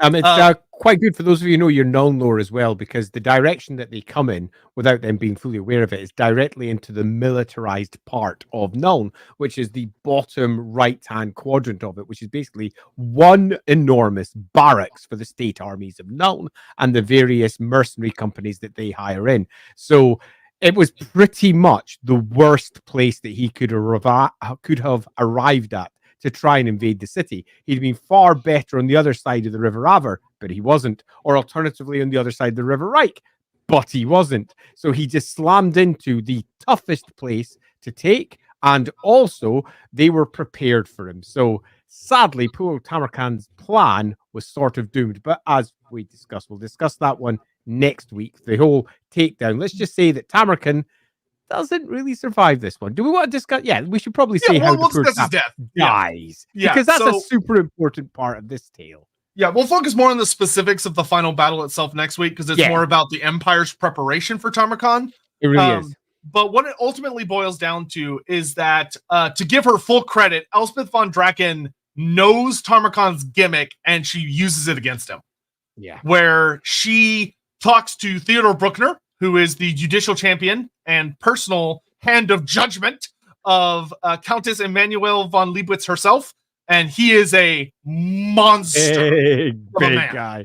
Oh, I love that model. Made by Ted White. We'll talk a lot about him next week. Yeah. But he ends up, over the course of the Empire strategy, I won't say like the full why of it yet, but he gets full on manipulated and tricked. And he ends up getting into a duel with Tarmakhan. And by this point, Tarmakhan, to put it into perspective, how much the story points out how badly he's degraded, he's no longer ogre shaped. He's literally melting, and he's more like a shambling mound. Yeah. And he's blind.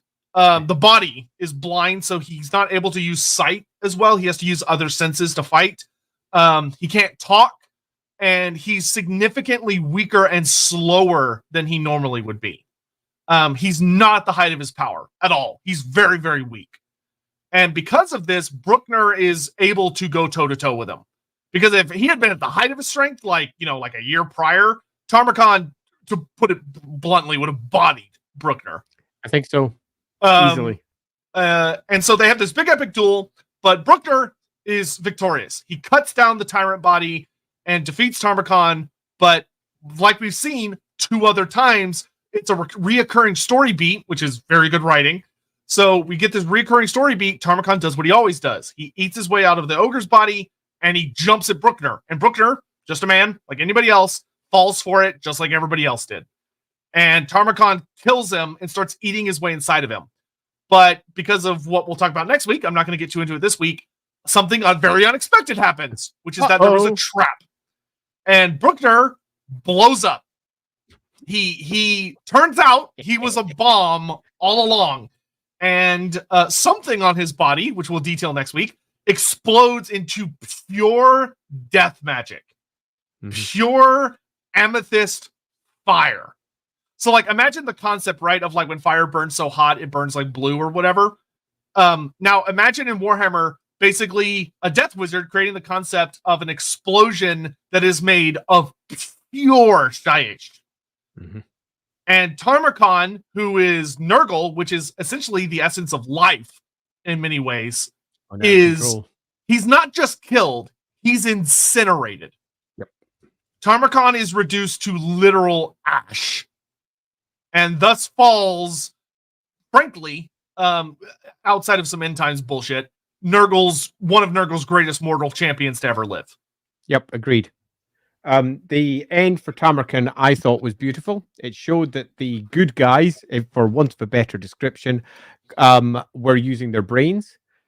We also got to see the inhumanity of Elspeth von Draken, who we will be discussing later, made manifest as she effectively set up the whole trap, fully aware that ultimately what she needed to do was take out this entity, and the only way to be sure of doing that was through someone like Theodore Bruckner.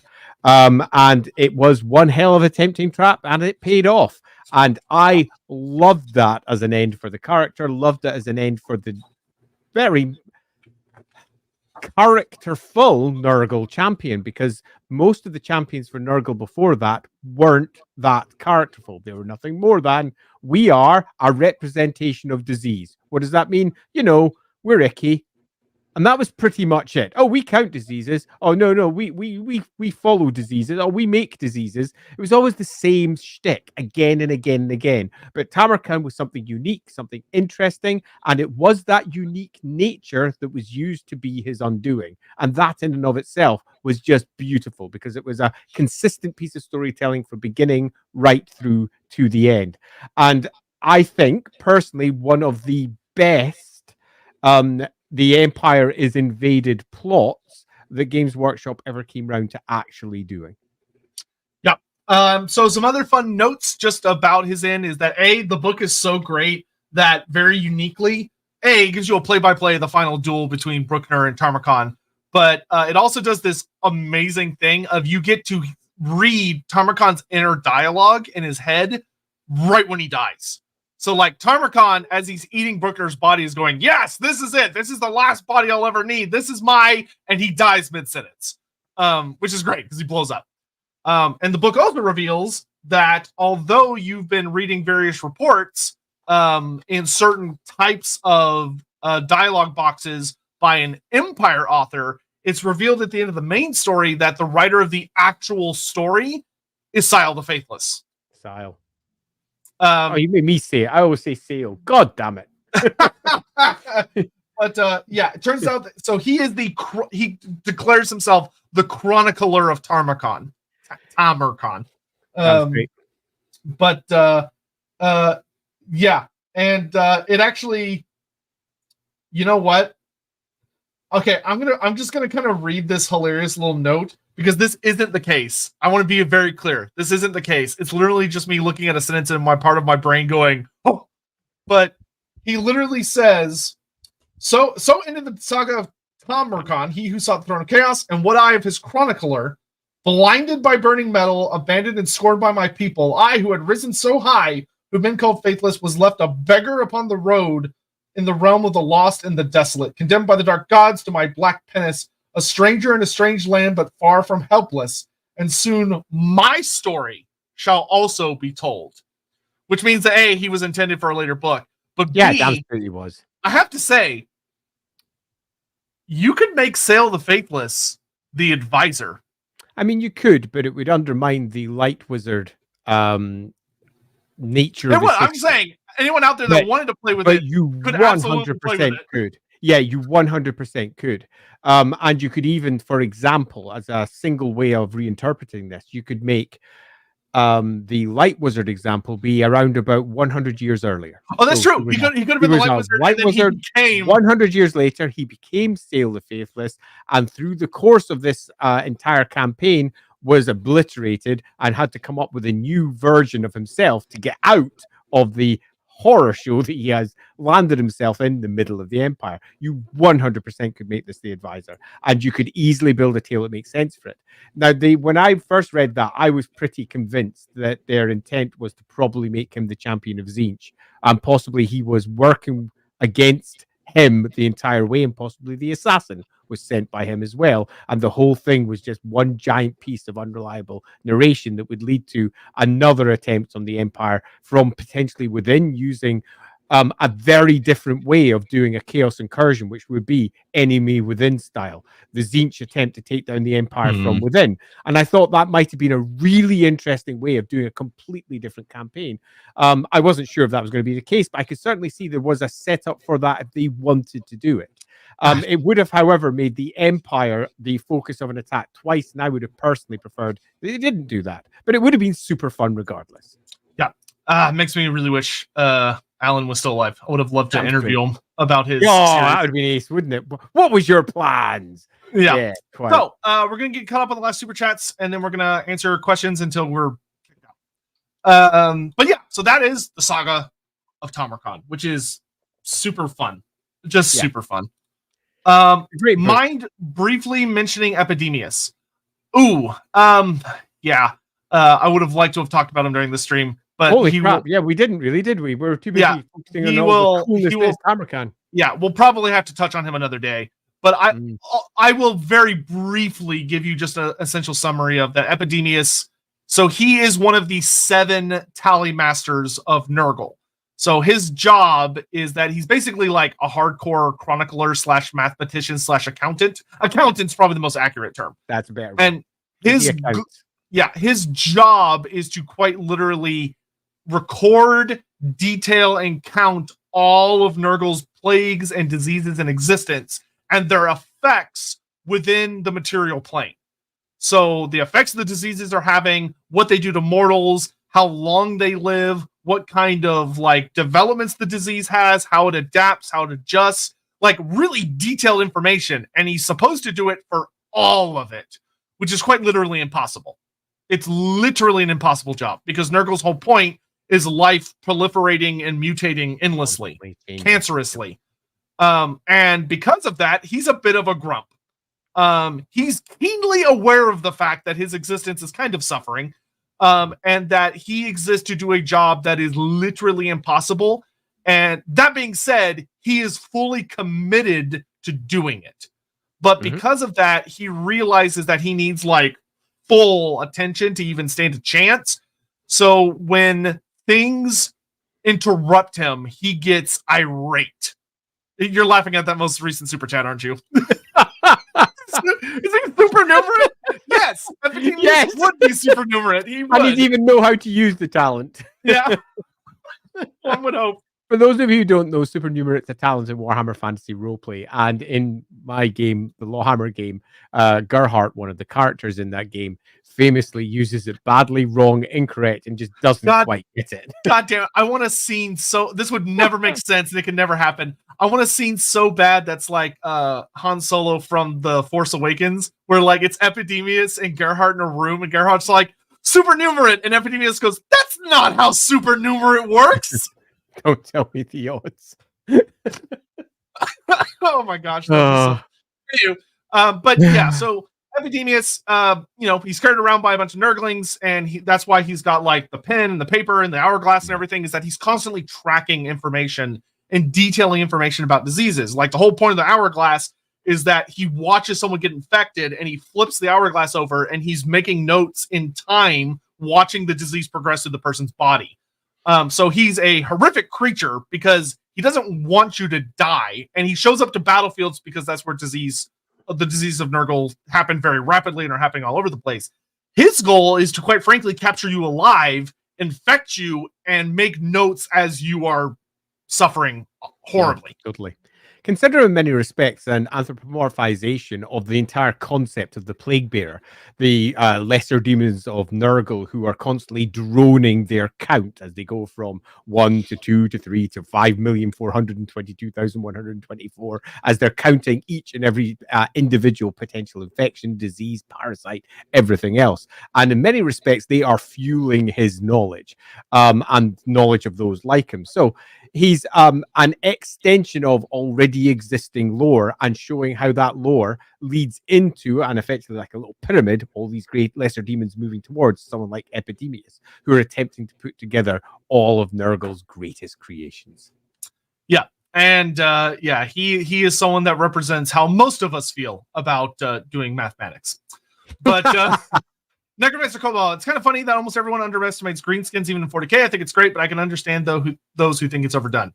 Yeah, I think fantasy, I think, does a better job of handling its greenskins generally than 40k does. Because I think 40k, as much as I do love their greenskins because they're quite fun, it's almost purely orcs, which I find much more boring than like the whole spread of greenskin culture. And B, they're so memeified to the point of ridiculousness. Yeah, they're a bit daft, and the Gretchen really don't do anything except die. But in Warhammer, there's just such a greater depth of greenskins. Yeah, like the whole, the average.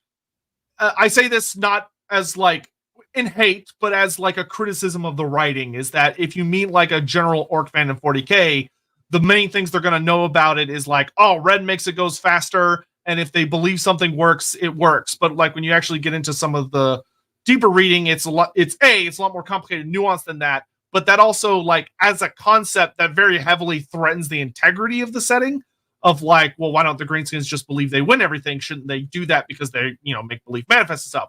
Whereas like fantasy also has that exact, because the greenskins are the same greenskins essentially in both settings, but fantasy handles them a lot better. Of like, there are greenskins who paint themselves with tattoos and believe it will protect them. And it does offer them a form of protection, but it's much more grounded and simple. It's not like they paint themselves wildly purple and that makes them literally invisible, which a lot of 40k fans believe that's how it works in 40k, but obviously it wouldn't, because if that's how it actually worked, then greenskins would all just paint themselves, orcs would just all throw themselves in purple and be an invisible army, which means they would just win. And they haven't. So clearly something's not working right there. Just to get off my, I'm going to get off my soapbox now. Breakerino, seems like Tarmakhan isn't the greatest general, too arrogant. Hey, narrow mountain pass, we'll be fine. I actually agree with this in that he is a figure of manifest destiny. He believes that he has a manifest destiny and nothing can stand between him and it. And when something does, it comes as a surprise, almost like this great fate that I have not only come to the conclusion is mine, but I have effectively been promised it is going to occur. I am going to ascend, and it doesn't come to pass at all. He's not just not a great general. He's bound by his own faith. He actually believes his own talk. And we get that made manifest when he takes Pfeildorf. We actually see it. And how does he respond? Badly. Because everything that he believes in has not come to pass. And then when he realizes what he's done wrong, and he makes his next fumbled attempt to try and resolve it, and he goes through the same processes, he is channeled towards his own death. He is, I think I agree with you, not the best general. He is, however, an extraordinarily powerful entity who manages to, through the course of his campaign, start off in a very clever place. But by the end of it, he makes mistake after mistake. And you could argue that a lot of that is because he's got stuck in that body for so long. He's so convinced that that's the one that's going to lead him to greatness. You could argue other things too, because to begin with, he does a lot of clever things. And he manages to hold together a very disparate band of different chaos worshippers. But by the end of it, it's just mess up after mess up after mess up. And a lot of that is because I think he believes he has a manifest destiny. And it's so close that he gets messy. Yeah, Tarmakhan, I think he works super duper well if you ever read through the Tarmakhan book of in your head comparing him to Archaon as you're reading through the book and seeing how different they are. Of that, Tarmakhan is very much focused on his personal ascension to the extent that he does the thing that he really sucks at that's very interesting to read is he's not good at controlling his horde. He's really bad at it. Yeah. And because of that, a lot of parts of it constantly slip from his fingers. And it's because he doesn't want to deal with it. Like, he doesn't care.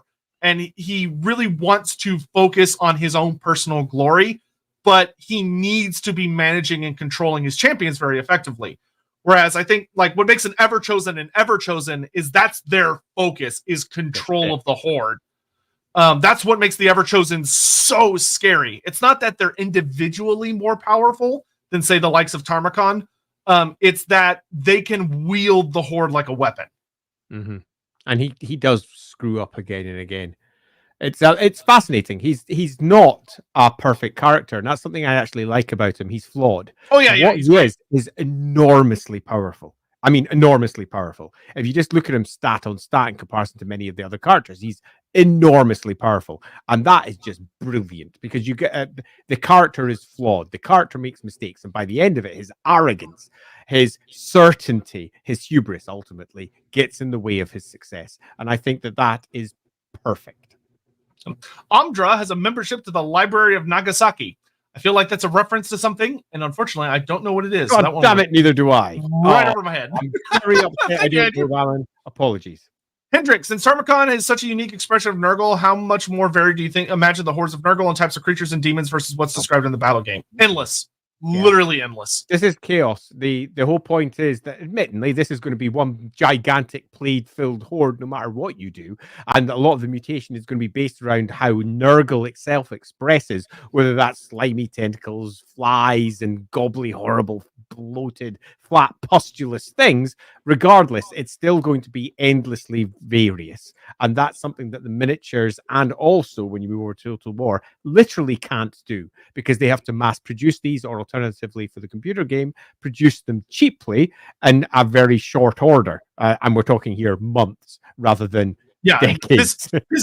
Physical medium or visual medium will never compare to imagination. It just can't. Yeah, quite. So loosely speaking, endless variety.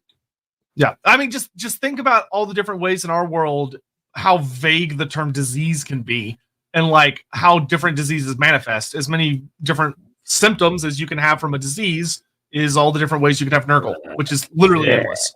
CB4, I just want to say less than half of us have liked the stream. Please support Andy and Sotek and hit that like button. Well, thank you. We appreciate that. Thank you, CB4M, for reminding everyone to be awesome. Hutchins, I've heard Nurgle worshippers described as people who have sunk so far into despair, each and every one is a soul that has given up on life. What do you both think? So I would say as a broad stroke, it can apply very heavily, but it's not a like, this is how they all are case. Yeah, definitely. I don't like using absolutes outside of, for example, demons, which in many respects are manifest versions of absolutes. But when it comes to mortality, which they are as varied as people are varied. They all have their own reasons. Now, chaos, depending on which version you use of it, ultimately erodes at whatever personality you might have had and twists it towards whatever that particular god's end goals are. But that's time as well. There are going to be as many people in there who are filled with a bizarre hope because they basically appeal to, for example, Nurgle because they were dying of a disease. They somehow survived. That's not despair. They've not given in to despair. It's the opposite. They have reached out to the worst option to try and just hold on to life for that one extra step. Now, it may eventually lead to despair, but it didn't start with despair. Nurgle is not just despair. Nurgle is a far broader deity. But despair is a great starting point in the same way that excess is a great starting point for Slaanesh, in the same way that change is a great starting point for Tzeentch. So in this particular instance, I'd say that the quotation is, much as Sotek suggests, a great starting point, but I definitely would not apply it universally. I think the best way to actually tackle this is it comes from a series of quotes from writers where a lot of people will hear the concept of Nurgle is despair, Tzeentch is hope, Slaanesh is excess, and I really hate hope. Don't throw that one at me. Yeah. So what I would say to the people that see that and they go, okay, I've seen that written all over the place, but when I'm looking at the characters, like I see it like it doesn't make sense or there's crossover and stuff. I think the better way to look at that is think of that as more like the nugget where maybe those entities began, like that was them at their basic, most fundamental foundation. And then in the thousands, if not millions of years since, they blossomed into these far more complicated concepts that cover many different things. Maybe that was the seed. Maybe that was the seed where they began, but they will always grow far beyond that. Because the gods have so much crossover that if you try and be like, oh, well, if you feel any kind of rage or anger, well, that's Khorne. Well, Nurgle followers get angry all the fucking time because of like people like burning their plague gardens or not accepting despair or not accepting Grandfather Nurgle into their hearts, yada yada. Does that mean they're Khornate? No, that's a Nurgle expression. But don't get too wound up into simplified concepts that you also have to remember that a lot of those quotes are kind of designed for people that have never seen the setting before, and you're trying to give them a very, it's a very base, here's your starting point, but as you learn, it's going to get more complex. Hammond, I suppose you will bring with, I already did that one. Haha, great. And then a couple came in. That one. Gretchen do plenty when shot out of a shotgun. Yeah, exactly. There you go. Joseph, not sure if this has been asked, but what is Forge World? What did they do? To put it really simply, short version. Super short one. Are you ready? Games Workshop has the studio that make all of the games. Forge World was a small side part of Games Workshop that made big, interesting, different models. To begin with, it made things like busts. So a little bust of a Space Marine, or maybe a 3 or 4 inch tall Space Wolf Scout, or some equivalent. So you could paint it up differently. Over the course of time, Forge World started releasing different content. It started releasing its own books to support its own models, so you could actually use models that it created in your games. Over the course of time, it got bigger and bigger and bigger until eventually Forge World was releasing its own games, like, for example, the Old World for Warhammer. There you go. Peter MV1, any ideas how his demon form could have been like? I had the idea of him evolving into a big demon moth. Something like that would have been really cool. Interesting. I hate moths, so I think that would be a good idea. But I actually hate them.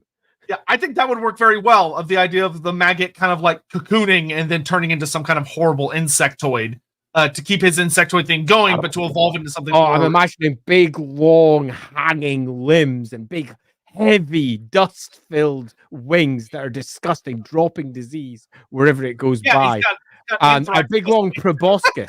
A big long proboscis that it can stick into people and fill them with maggots that can turn into some sort of horrible extra new version of him. Oh yeah, you can make it a gigantic horrible thing. Love it. Delicious.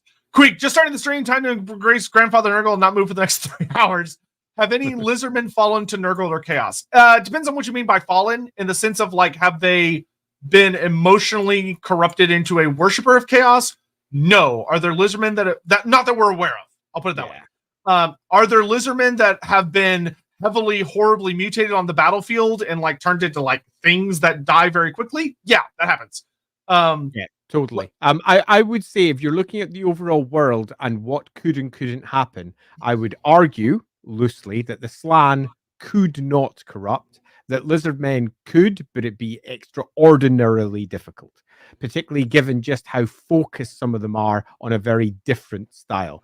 But I would also argue that post the arrival of Tehenowyn, that the chance of corrupting a lizardman have increased, not decreased. Yeah, the lizardmen, at the end of the day, think of it as like the Chaos entities tend to rely very heavily on like manipulating souls / emotions to get people. And the lizardmen have a very bizarre, alien, cold-blooded set of those qualifications that make them relatively resistant to chaos. Kind of like if you're looking out in nature, like you have certain creatures that, because their body temperature runs surprisingly low, like certain diseases just really can't get a hold on them. Doesn't mean they're immune to everything and that they can't get sick. Be carriers.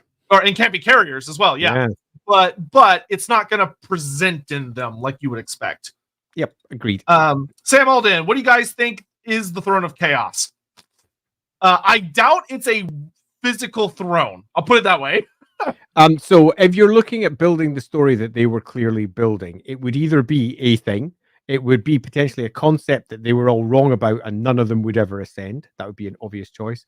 Or it would be something that would ultimately kill them in any attempt to try and ascend upon it.